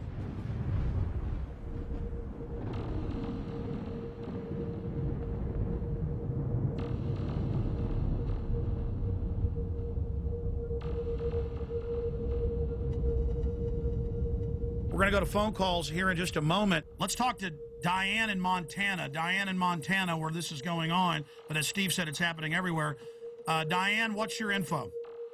Okay, September 9th, we had a small incident where there was a bunch of SUVs, black Hummers, you name it. It was all there. They even brought a helicopter in. It was 4 miles from my home. So when we went to check it out, they were all over climbing the mountains in camo, dressed up. They were armed, and they said they were just doing a training exercise. Called the sheriff's office, and we got the same story. It's just FBI training, but it was FEMA, right in Superior. And we're probably about maybe 4,000 population. What did the locals think, and how many FBI FEMA troops were there? Okay, there were 6 vehicles when my husband went right by them. He called back and said, lock down. I don't know what's going on, if there's escaped prisoners or what. Same time, helicopter came through, right overhead. Called his secretary who was coming in on I-90, told her to check that area out and look at it, and that's when she saw all the camo guys all over the mountainside just crawling up. Asked around town, people didn't think anything about it.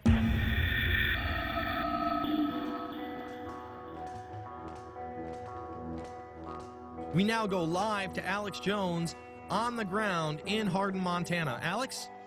Okay, we just got a tour from Becky Shea, the former Billings Gazette reporter that's now the PR spokesperson for this facility for American Police Force. She admitted that it'll be a foreign paramilitary mercenary training facility. She admitted that it's going to be a detention facility. The point is this is just off the charts. They're now doing massive damage control. They're about to give us a tour of the outside of the facility. I just got a tour of only one wing of this gigantic $27 million facility. They would not let us into most of the areas. Just while I was in some of the offices, I saw blueprints, I saw documents. I'm just going to leave it at that. But this story is definitely the mother lode. This is definitely a black site / ghost site in the United States. They plan to have this be a ghost site, but locals blew the whistle. They were definitely going to try to become the police through the Two Rivers Authority, basically taking over the town of Hardin.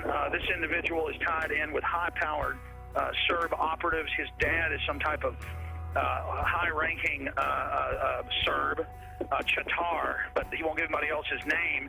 Then you have this Hilton character. Again, that's a fake name. He's Serbian. There are German troops here, German paramilitaries, British paramilitaries, but they're keeping back from us deeper in the facility. Yes, I am in one of the black Mercedes-Benz SUVs inside the detention center. Becky is going to be, I'm going to be using the phone as a microphone so she can give us a live report. Becky, what about Blackwater connections? We've been hearing a lot about that, and the company in several places has bragged that they have Blackwater connections. I've heard so many names that it's just absolutely phenomenal to me. We're not disclosing the name of our parent company, and that's it. We're not disclosing the name of our parent company. We stand alone. Well, there's a parent company. Well, there is a parent company of American Police Force. There is an umbrella company. American Police Force stands alone as a corporation, and we are American Police Force. We are who we are. But if it's a secretive group owned by a secret group and it's headed by a 14-time felon, and then they were putting police decals on their vehicles the first few days, I mean, don't people have a right to be a little bit concerned about this, Becky? There are newscasts for saying they wanted this be Guantanamo Bay West. That was on CNN. That was not American Police Force, and I'd ask you to go back and recheck your sources. That was too. So they've not been requesting to have this as a facility to hold detainees? No, sir, and please, everyone listen carefully. Two Rivers Detention Facility will not hold Guantanamo Bay nor other multinational offenders. We're a minimum and medium. Why did I see documents on the wall, blueprints saying foreign alien detention facility? This is real. This is a ghost site / black site that we have on. This is a FEMA center they want to hold.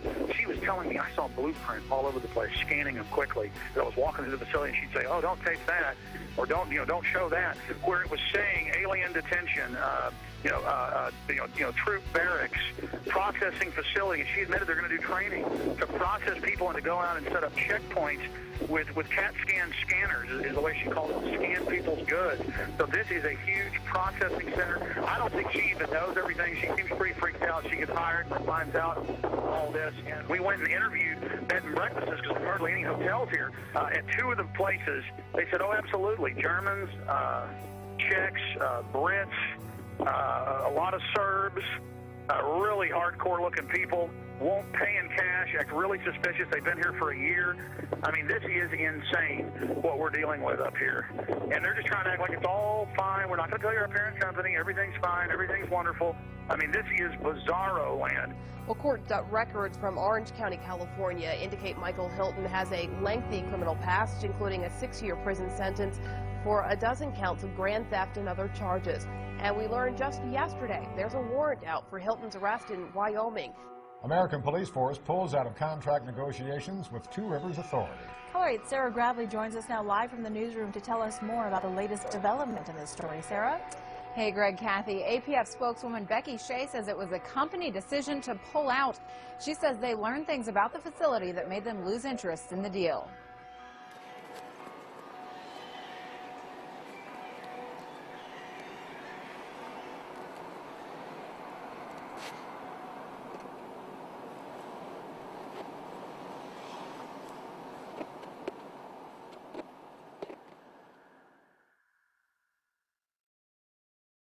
We interrupt our regular program schedule for a special report.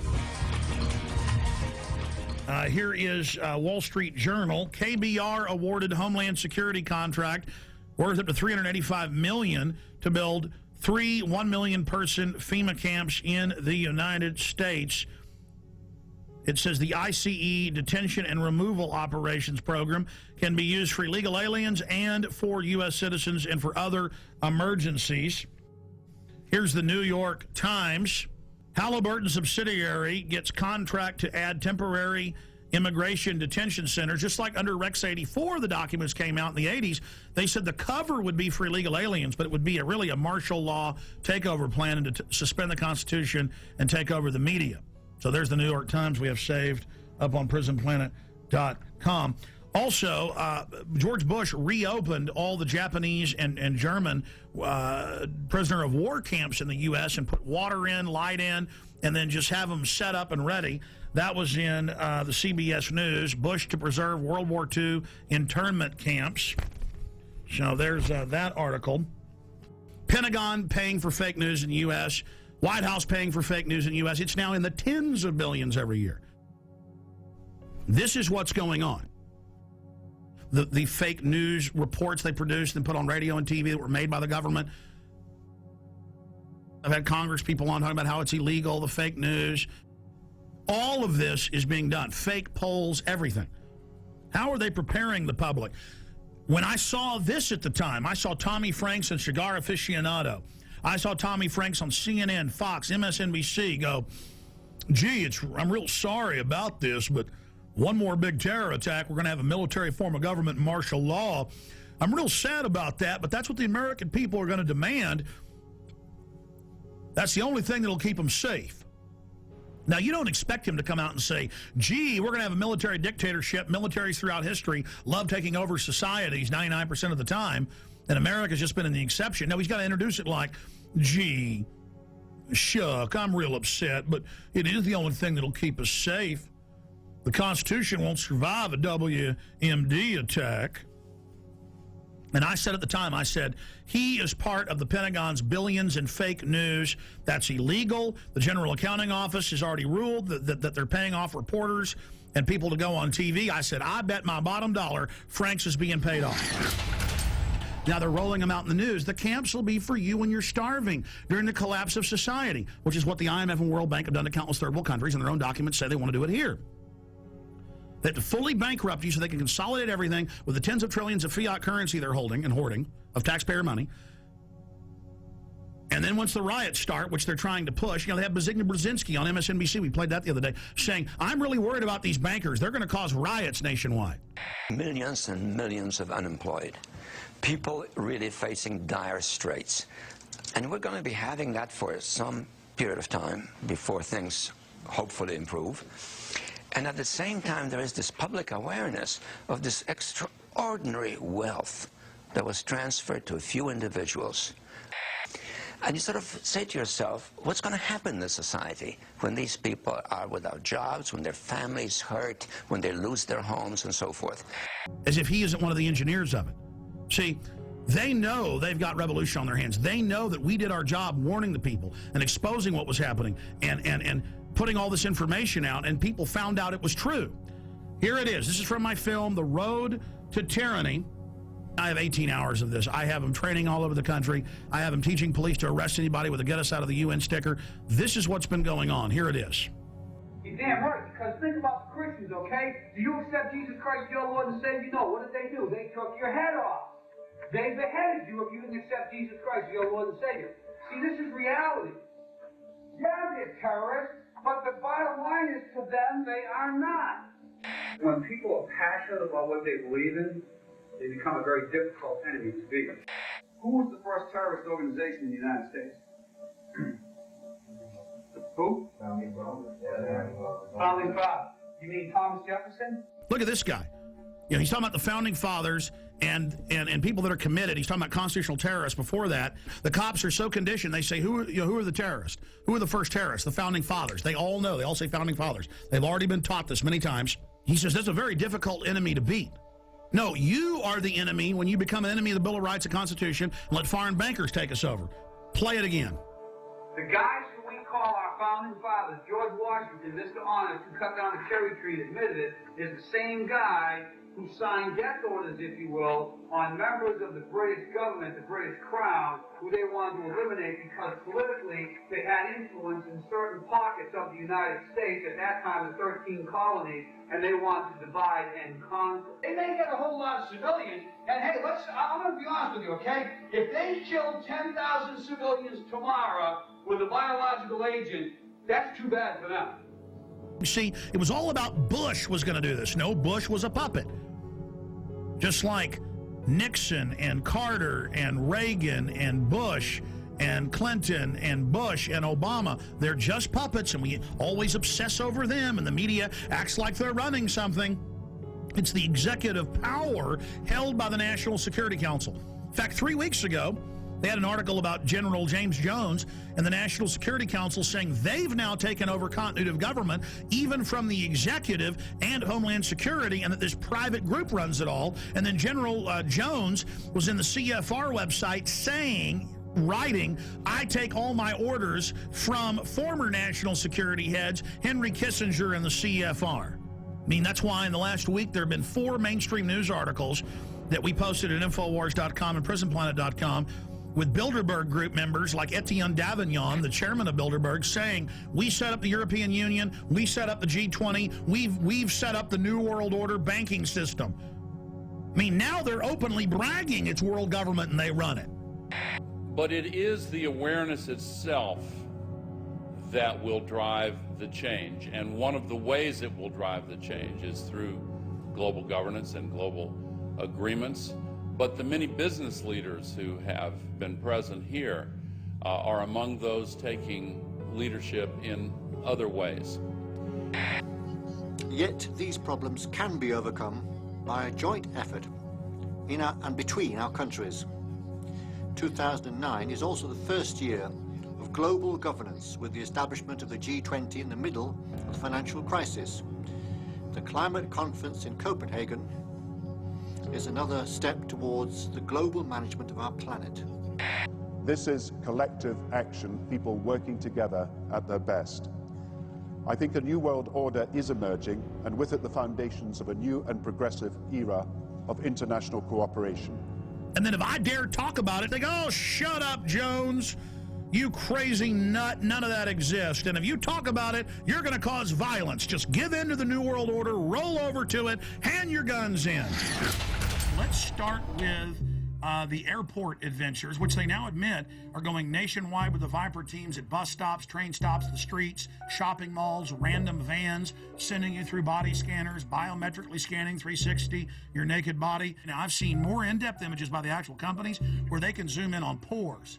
Okay, so they're showing you a low-res image, but totally naked, your family, it's child porn, they don't care. Now, if you take a picture of your 2-year-old daughter in diapers, and this made ABC News and CNN, the children's bottoms weren't even seen, but because the children had towels around them hugging.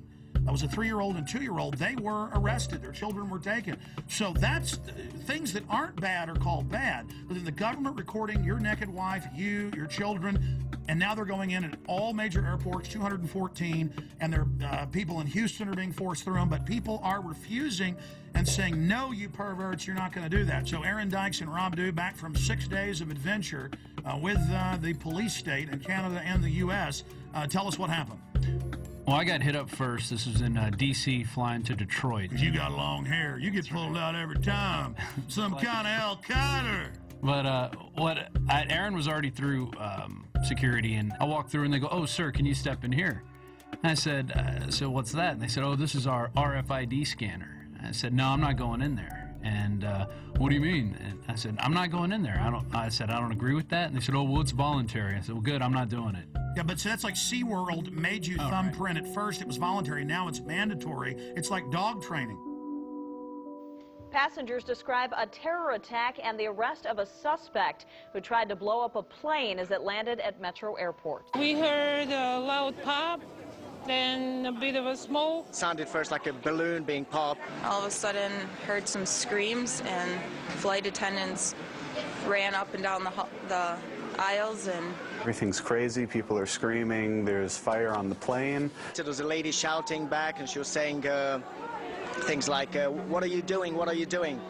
At that moment, I was sure I was going to die. And we're learning tonight more about the suspect.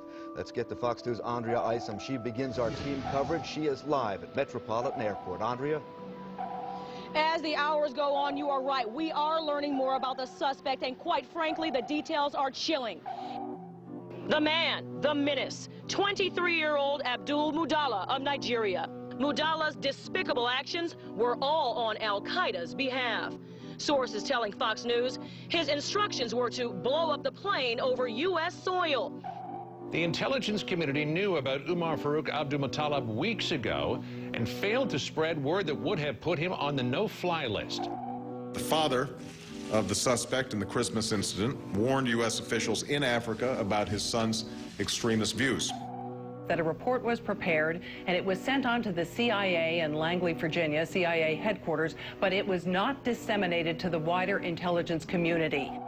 Obviously, when you have a father coming in and talking to the embassy about a son who's radicalized, gives the embassy the passport number, the first thing you would think is a very fast effort to see if the person's got a visa and suspend the visa. One of the things you don't know about is the number of people that we have turned away because their name has been on the watch list or on the no-fly list. Only my mom could, but not me and my dad, because both me and my dad are on the watch list. Tough to believe, but 8 years later, we are still talking about connecting the dots and a failure to communicate. Call for immediate reviews on how this guy got on the plane and how he was able to get some explosives on the plane. So we got a while to go. This is a controlled patsy. Facts are facts. You can have your own opinions, but you can't have your own facts. And we have this same pattern that we've seen again and again. We have these individuals that have very limited mental equipment, but nevertheless they're able to work miracles. In other words, they can do things that a normal person would never be able to do. You'd be arrested, you'd be questioned, you'd be searched, you'd be stopped in some way. He gets out of countries, he's disheveled, looks like he's drugged, stumbling around. I mean, this is classic. He doesn't get on any serious list for scrutiny or special search.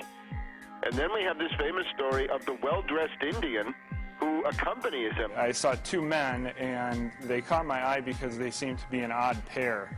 One was what I would describe as a poor-looking black teenager around 16 or 17, and the other man, a age 50-ish, wealthy-looking Indian man, and I was just wondering why they were together.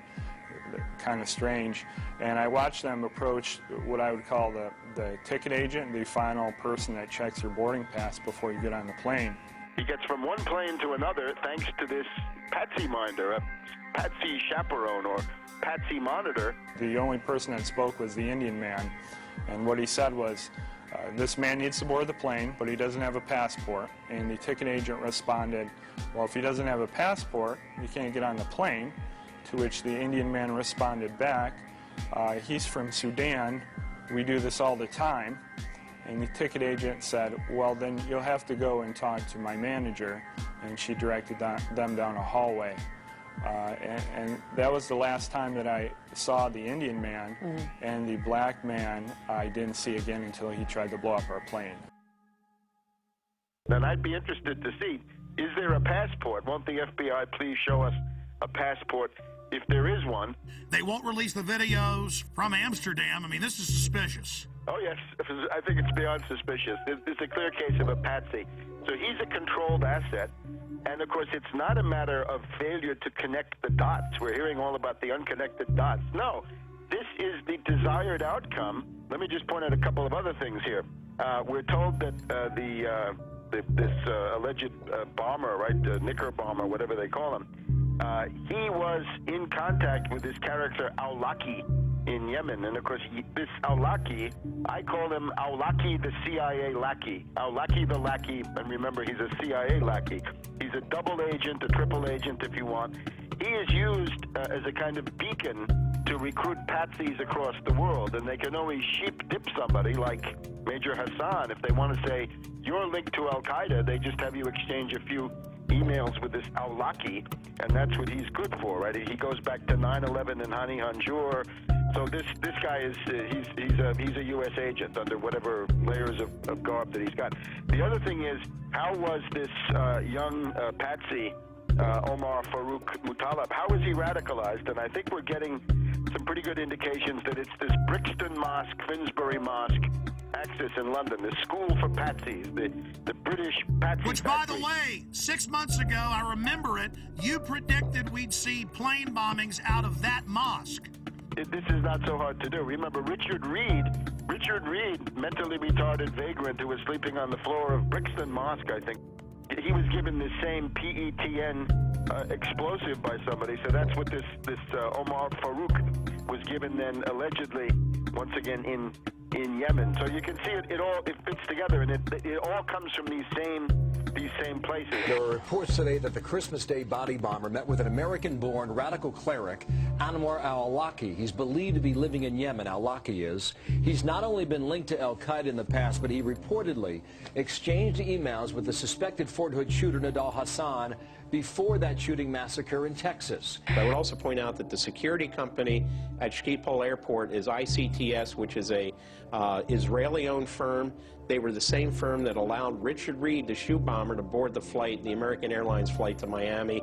Same explosive material was found in his shoes as was found in Mr. Muttalib's underwear. They ignored the threats on purpose. Obviously, this, we had a lot of people sitting at home over the Christmas holidays, families gathered around a television set. Another terror attack, huge problems for travel now. When we talk about screenings at the airport and other protective mechanisms along the way, what should we be doing that clearly we're not? The scanning machines that we currently are beginning to deploy in the U.S. that would give us the ability to see what someone has concealed underneath their clothing. These body scanners are the key with, like, these different psychological syndromes where people serve the abuser. Yeah, because that's what you have to get in as to where this is going. It's not fun. It's degradation. It's the dehumanization of individual. So really, what they're telling you is not only do you not own your body, you own nothing. You don't even own the patents to your own genes. They're telling you you're a piece of property. What do they do when you first come into a prison? They strip you and do a medical exam to humiliate you. They hose you down in front of other prisoners and they'll laugh at you, make jokes about you. When Aaron went through, it was even worse because I was behind him. Yeah, I went through. He told me to go through the scanner, and I said no. He said, why aren't you going to do it? I said, it violates my privacy. And this is what happened. This guy got scared. This guy was physically bigger than me. He was athletic. He started shaking when I said no. You think it doesn't matter to... Well, because it's a delusional world. He thought he'd found a real terrorist. Yeah. He was shaking, visibly shaking when I said no. And he tried to trick me to go through it again and told me they were going to body wand me, which they ended up doing. And then he tells me, oh, because I don't like it because it violates my Fourth Amendment, I read too much. Oh, you're one of those who reads too much. And you said he put his hands on you. Oh, yeah. Oh, yeah, he grabbed When I said no, like this. He started shaking. He didn't know what to do, and then his first flinch reaction was to grab my arm and try to pull me through the scanner. It was absolutely crazy, and you got women apologizing to the agents. I'm so sorry, I forgot my mascara and my lipstick. And the Fourth Amendment says if you're going to search, you're not only going to have a warrant, you're going to say specifically what you're looking for. But it's not specific. It's liquids, it's lipstick, it could be shoes, it could be... Breaking the will of the people. The real purpose of body scanners, and you scroll down, it shows the Nazis and others strip searching women in World War II. I'll tell you what I would do personally. I would just take photographs of all the mass graves of World War II and the Soviet Union, of all the naked bodies, and have big placards of that. And Genius. And saying, we're not going to end up like this. No, thank you. Great idea, pointing out that they always strip you down before they kill you. I mean, it's a real act of submission. Do you agree with me that this, telling everyone you will be naked body scanned, is a key point in our conditioning and we must resist it? Oh, absolutely, absolutely. It's an ongoing process of personalization, dehumanization, and getting the public to accept the fact they're nothing but cattle. Once you're on the plane, you're coming into Detroit, What happens next? The pilot comes on the speaker and he says we have 10 minutes to landing. Flight crew, take your seats and buckle up. A flight attendant walks by my seat, mumbling to herself, something smells like smoke. I looked up. I'm in row 27. I could see smoke coming from row 19, 8 rows up. It wasn't a lot of smoke at that time, and it looked like it was coming from the floor.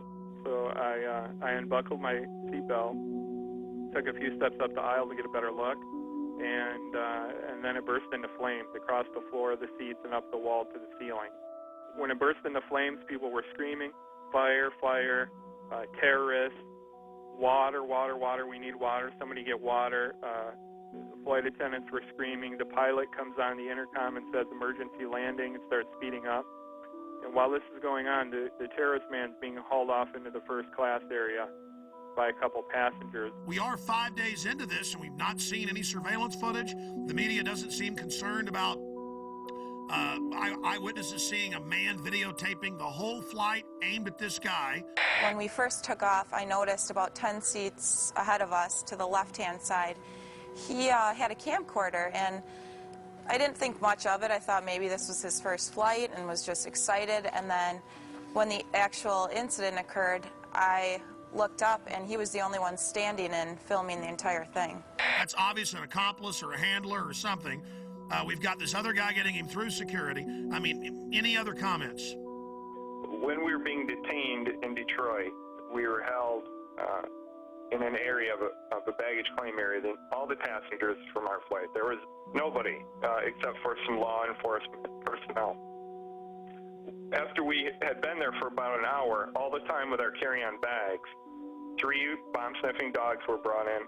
One of them sat down by the bag that was brought in by the man in orange. He had on orange. He appeared to be of Indian or Pakistani or some similar descent, maybe around age 30. He was walked back to a room, not in handcuffs. He went in the door. He was in there approximately an hour. When he came out, he was handcuffed, taken away. An FBI officer came up to the group of the rest of us passengers and said the following, which is not exact but close. You're being moved to another area. It's not safe here. I'm sure all of you saw what just happened and can figure out why you're being moved.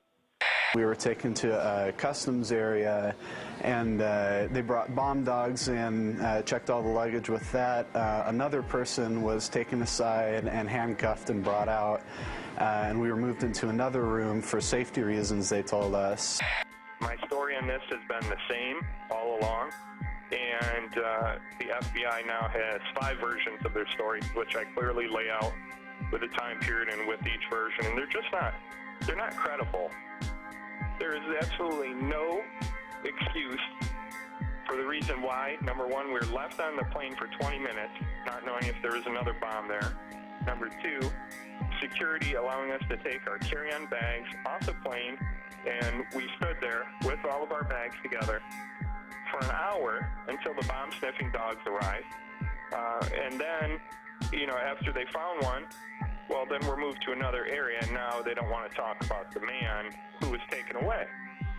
You were there. They didn't stop him for immigration violations. The dog went over and sat down in front of his bag, the alert for explosives.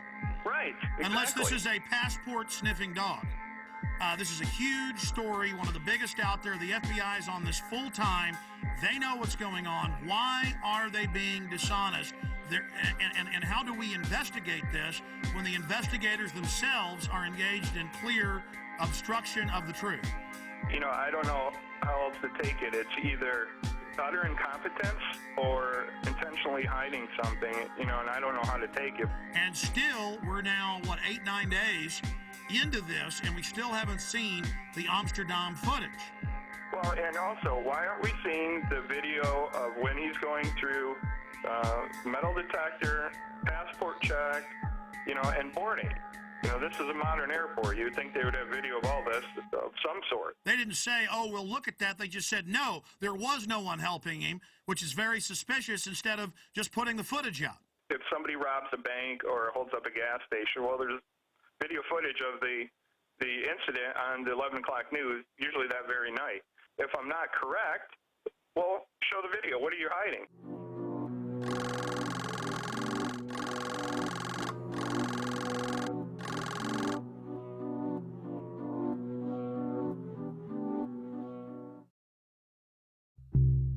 Well, now, Sunday, it came out, 5 days ago, 6 days ago, authorities were watching different Nigerian on Christmas Day flights, CNN.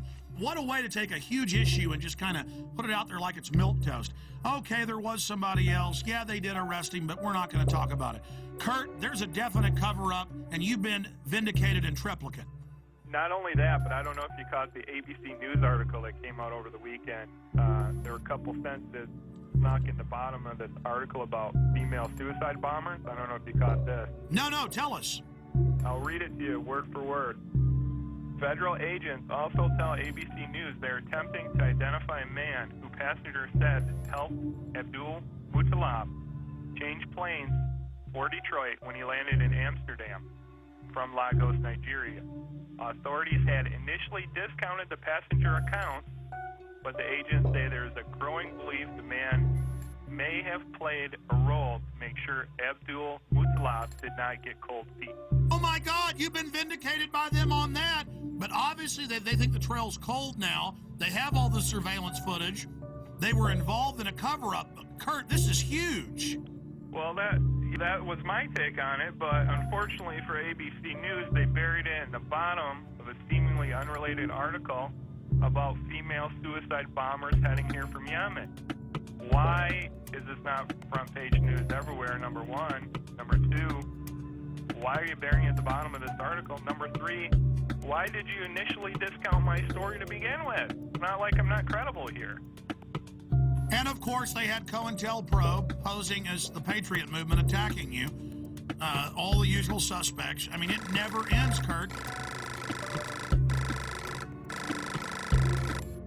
We are, of course, going to get into the top story today.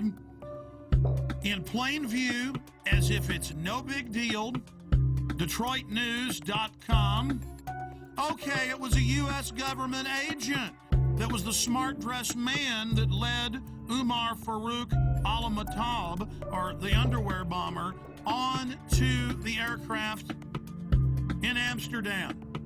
After a month plus of lying and saying that no such man existed, and saying no one else was pulled off the plane in Detroit, supposedly with a bomb. Now they've admitted that happened as well. Kurt Haskell, the lawyer, and his lawyer wife, they've both on record have been proven right with other witnesses. And you add how they were already getting in Yemen. That's now confirmed, Washington Post. They were planning to already launch a bigger attack, 2,000 troops there. And then right on time, right as the body scanners were scheduled to go in January nationwide. That was already scheduled, folks. They're saying on the news, oh, now we're doing this. Now, I went and looked it up. They were scheduled to go in the additional 214 airports. They were in less than 20. So although we have acquired these machines, they are not as widely deployed as they should be. In your current role as a consultant, do you have an interest in body scanners? We consult with all kinds of firms, including firms that do manufacture body scanners. You do have some interest in more sales of body scanners. As well as a lot of other security measures. But I would point out that I've talked about this for probably the last 3 years. Read what the scanners do to your body. And the TSA guys, again, you need to know why you're going to be dying in 5 years of cancer. Go ahead. And then we find this article about terahertz waves, which is what they use to do this scanner. This came in today. And according to one of their studies, I'm just going to read this real quick. Terahertz waves are in the electromagnetic spectrum between microwaves and infrared. And they pass through non-conductive materials such as clothes, paper, wood, and brick. They say the forces that are generated by these THZ fields are tiny and resonant effects that allow the THZ waves to unzip double-stranded DNA, creating bubbles in the strand that could significantly interfere with processes such as gene expression and DNA replication. So step in the microwave. And of course, the fools don't know that the reports you've pulled up and I've looked at, these things are leaking. But the TSA guys are going to love dying of cancer. Oh yeah, this is fun. Surrounding it, they're all around it. The thing's right there. Well, see, that's kind of the good thing, though. See, evil always gets judged. These guys make excuses. They're going to make excuses about scanning naked children, scanning naked women and men. They're going to make excuses about how it doesn't hurt you. They're the ones that are going to die first. 8 hours a day standing around it. And I'm sad for them, but this is what they want. This is what they get. This is a test of the emergency alert system. Let's go ahead and play the clergy response team clip. Now remember, before this became national news, we got the secret documents from pastors who've been recruited by FEMA. We posted the secret documents with FEMA phone numbers. Train your flocks to turn their guns in. Train your flocks to go to FEMA camps. Train your flocks to take forced inoculations. People didn't believe us, just like they didn't believe the MIAC report. Then, suddenly, local news began reporting it, but like it was a good thing. Now listen, will martial law ever be a reality? And the preachers are there being paid by the government, faith-based initiative now continuing under Obama, to tell their flocks to do what they're told by the authorities, and the government's biggest threat is the American people. That's a quote. So this is specifically the pastors getting ready for us to go to FEMA camps.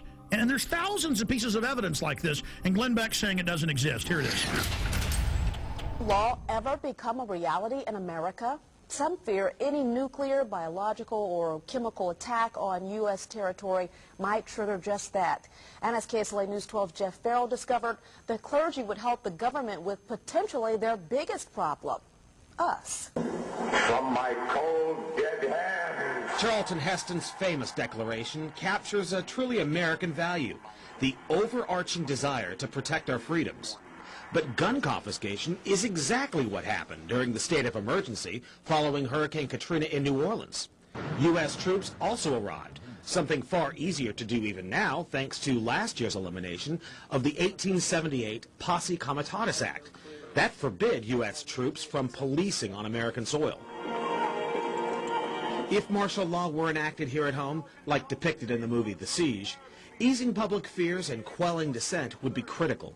And that's exactly what the clergy response team, as it's called, helped accomplish in New Orleans. Jeff, the primary thing that we say to anybody is let's cooperate and get this thing over with, and then we'll settle the differences once the crisis is over. Such clergy response teams would walk a tightrope between the needs of the government versus the wishes of the public. In a lot of cases, these clergy would already be known in the neighborhoods in which they're helping to defuse that situation. For the clergy, one of the biggest tools that they will have in helping calm the public down or obey the law is the Bible itself, specifically Romans 13. Because the government is established by the Lord, you know, and that's what we believe in the Christian faith. That's what's stated in the Scripture. Civil rights advocates believe the amount of public cooperation may depend largely on how long they expect a suspension of their rights might last. And see, here is Mother Jones. Should Obama control the internet? It says right here, Senator John Rockefeller, goes by J. Rockefeller, has announced they need to end the internet, that it's bad, and that private companies will have government hubs tied into them to snoop on everyone without warrants and to be able to shut down the web instantly. See, right now the government has to get warrants and go out and seize all the hubs. Here's another one. America's secret police. Intelligence experts warn the proposal to merge two Pentagon intelligence units could create an ominous new agency. And the head of cybersecurity just resigned 3 weeks ago, saying the Pentagon and Homeland Security are taking over the internet and it's a threat to freedom in America. So their own guys quitting, saying this takeover is happening. All the radio and TV in the nation under the emergency alert system in '96, under a federal law and executive order, FEMA is wired into the transmitters themselves and cable to take over all the systems and broadcast anytime they want. Before, the stations would tune to a signal themselves. Now that's out of their hands. All of that's going on. So see, they've got the preachers, they've got the citizens, they've got the military prepared for martial law, and they could remotely listen to you even when the cell phone's off. That's standardized the cell phones. And all telecommunications companies were given $9 billion total to put in whole floors for the NSA to move into. So the NSA doesn't tap the phone companies, they are the phone companies. Just like FEMA on all radio, TV, cable, you name it, is already in control with hubs at the transmitter site or at the satellite uplink site. The last piece of equipment, this is in my film Police State 2000, by the way. See, I was sitting there talking to the engineer in 1996 at KJFK FM, and he calls me over and goes, look at this, Alex, they're ordering us to do this. Here's all the secret documents. We're not supposed to show this to anybody. And I was sitting there reading it. FEMA takes over through this. Everything you do goes through this system. I mean, that's what you hear when it goes bang, bang, bang. You know, this has been an emergency alert system. That is a federal test tone going via shortwave radio transmitters, dials in, and takes control of your radio station.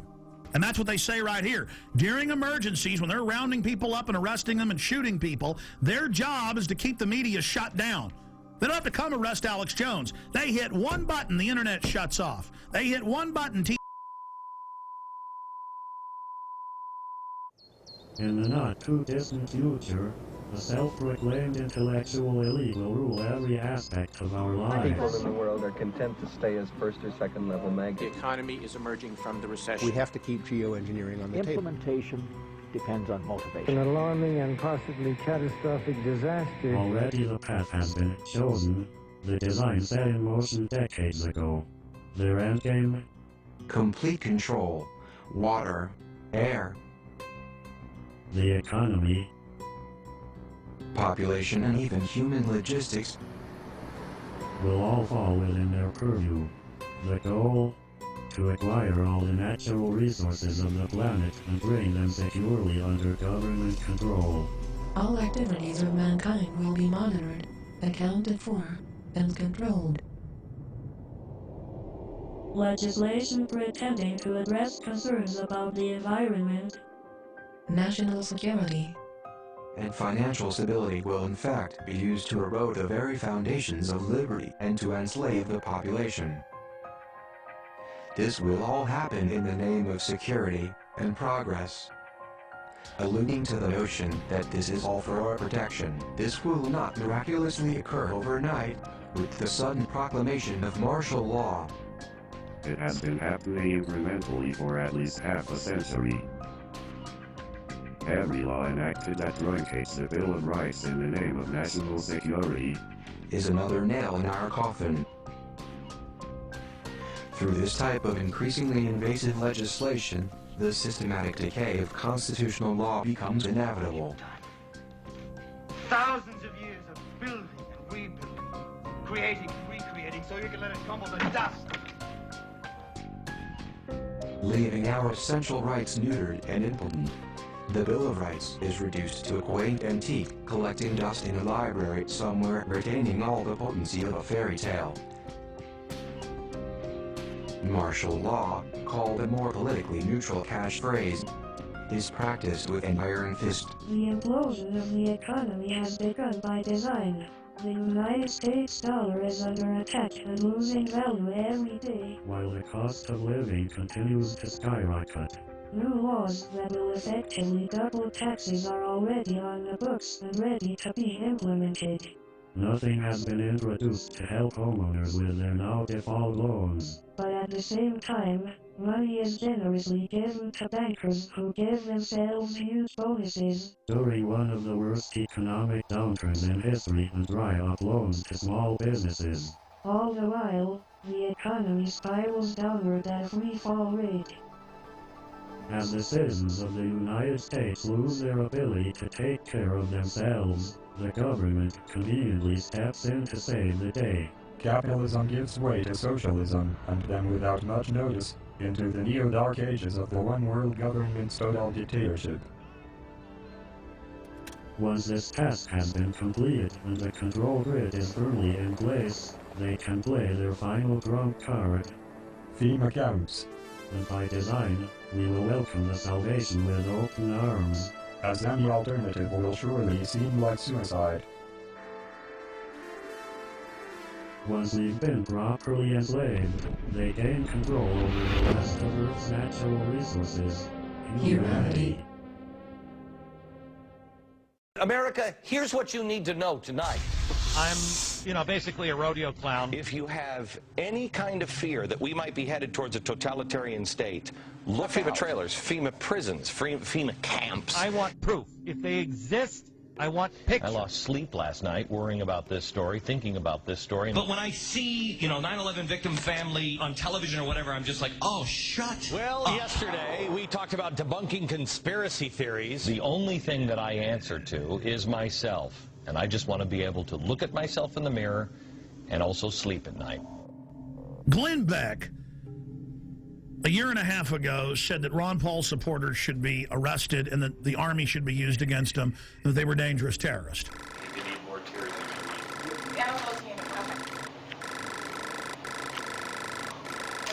your eyes open. I know it's probably like impossible. Or that's what I'd have you believe. You know, it took me about a year to start hating the 9/11 victims' families.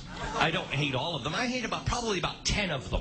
Any of these 9/11 truthers who I've been telling you for years are dangerous. Guy Fawkes. This guy was a British terrorist who tried to overthrow the government by blowing up Parliament and killing everybody in it.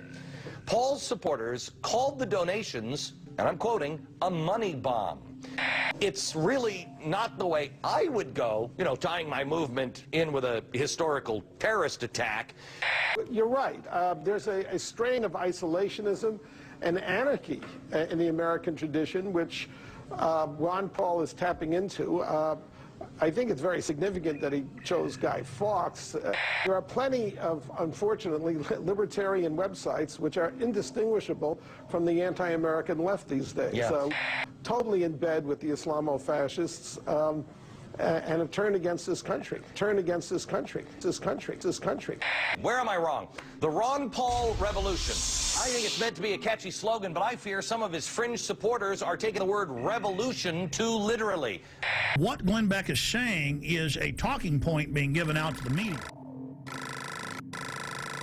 And this is going to drive the conspiracy theorists crazy. I have this.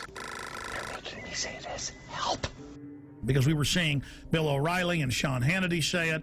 We were seeing CNN hosts say it. We were seeing Joe Scarborough say it. And I said, that's a talking point.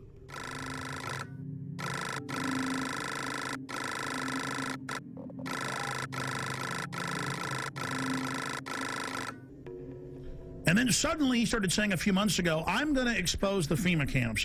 If these things exist, that's bad, and we will cover it. If they don't exist, it's irresponsible to not debunk this story. We have an independent group on this program looking into it, turning over every stone. I am going to bring you this story. He announced a few weeks ago, I'm going to have Popular Mechanics, the yellow journalist, on to debunk all of this. So I asked James from Popular Mechanics to do an investigation on several projects. The first one is the FEMA camp. Yes, and so we put a reporter on this, and what's so interesting here, we're waiting to really do a definitive deep dig on this. We don't like to just come out and say, oh, we've debunked it, you know, after we've looked at it for 2 days. And how is Glenn Beck debunking it? I have predicted tonight, we'll see if I'm right, that he will do a straw man and focus on the websites that are getting it wrong.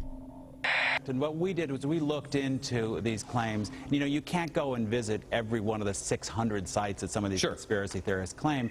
So we started looking at the ones that are most popular on the internet. And I said, well, look out, folks. He's just trying to get your confidence to then discredit it later.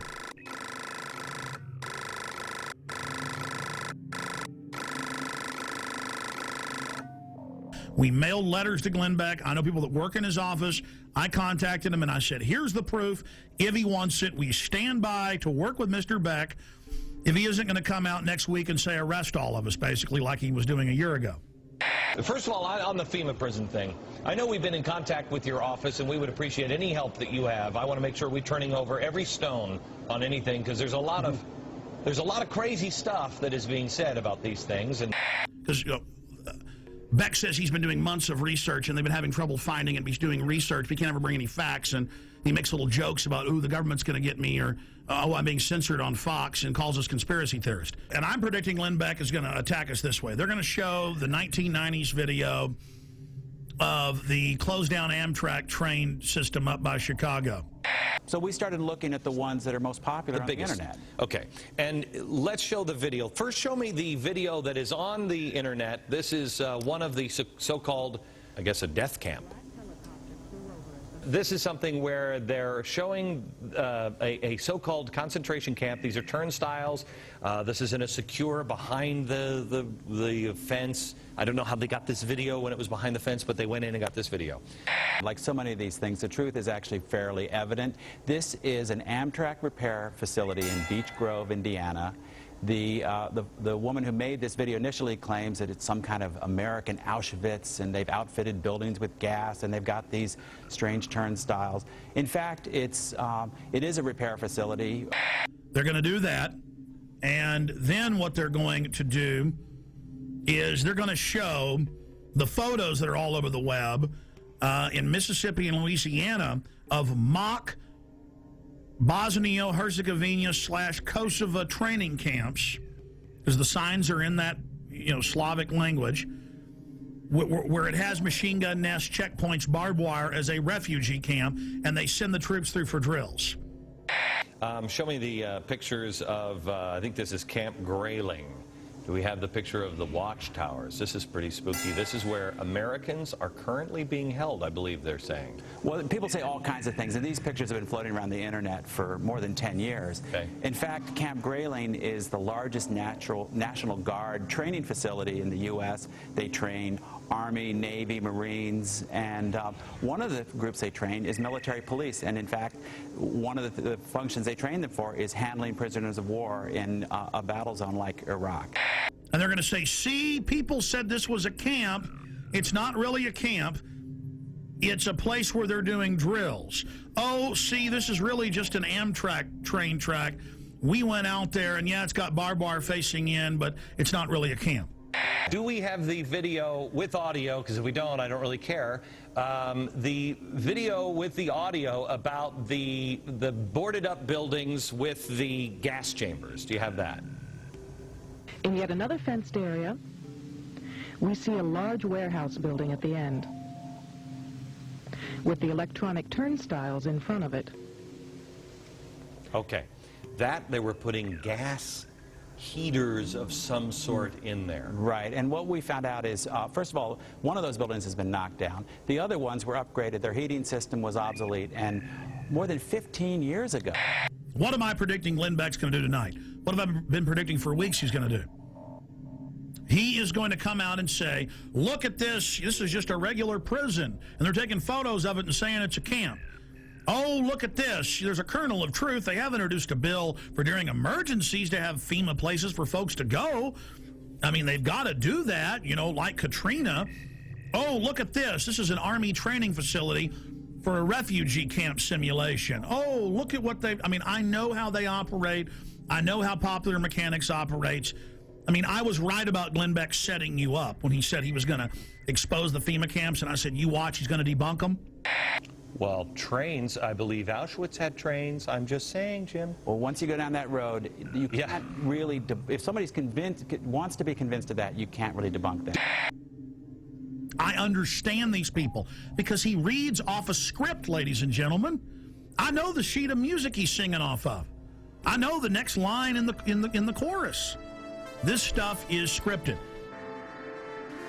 So the establishment comes out and mixes some truth about FEMA camps and things, but then makes jokes about it, mixing it in with patriots and gun owners are dangerous. He's currently doing that. And then people some of them get fooled by that. I challenge Glenn Beck. You claim you've been doing research for weeks on this and you can't sleep. Okay, buddy. Everybody's going to email you, your radio show and Fox News, the last 45-minute piece we've done. Your little staffers can watch that, and everything there can be Googled, pulled up from government documents at the Army.mil and FBI and everywhere else, and then you'll have a clear picture of what's being set up and how they now have to orchestrate an economic collapse to get us to accept this as society breaks down.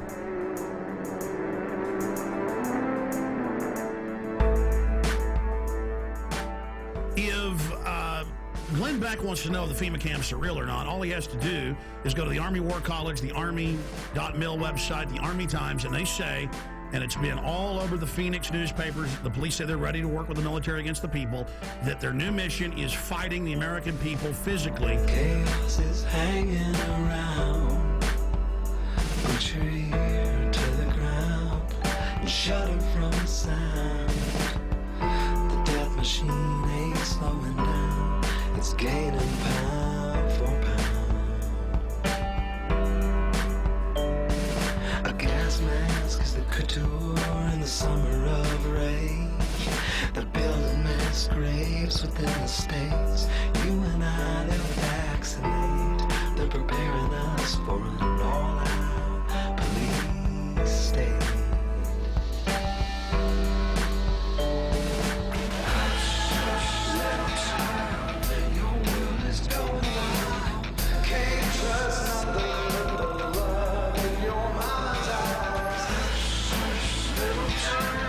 Salvation's in your smile.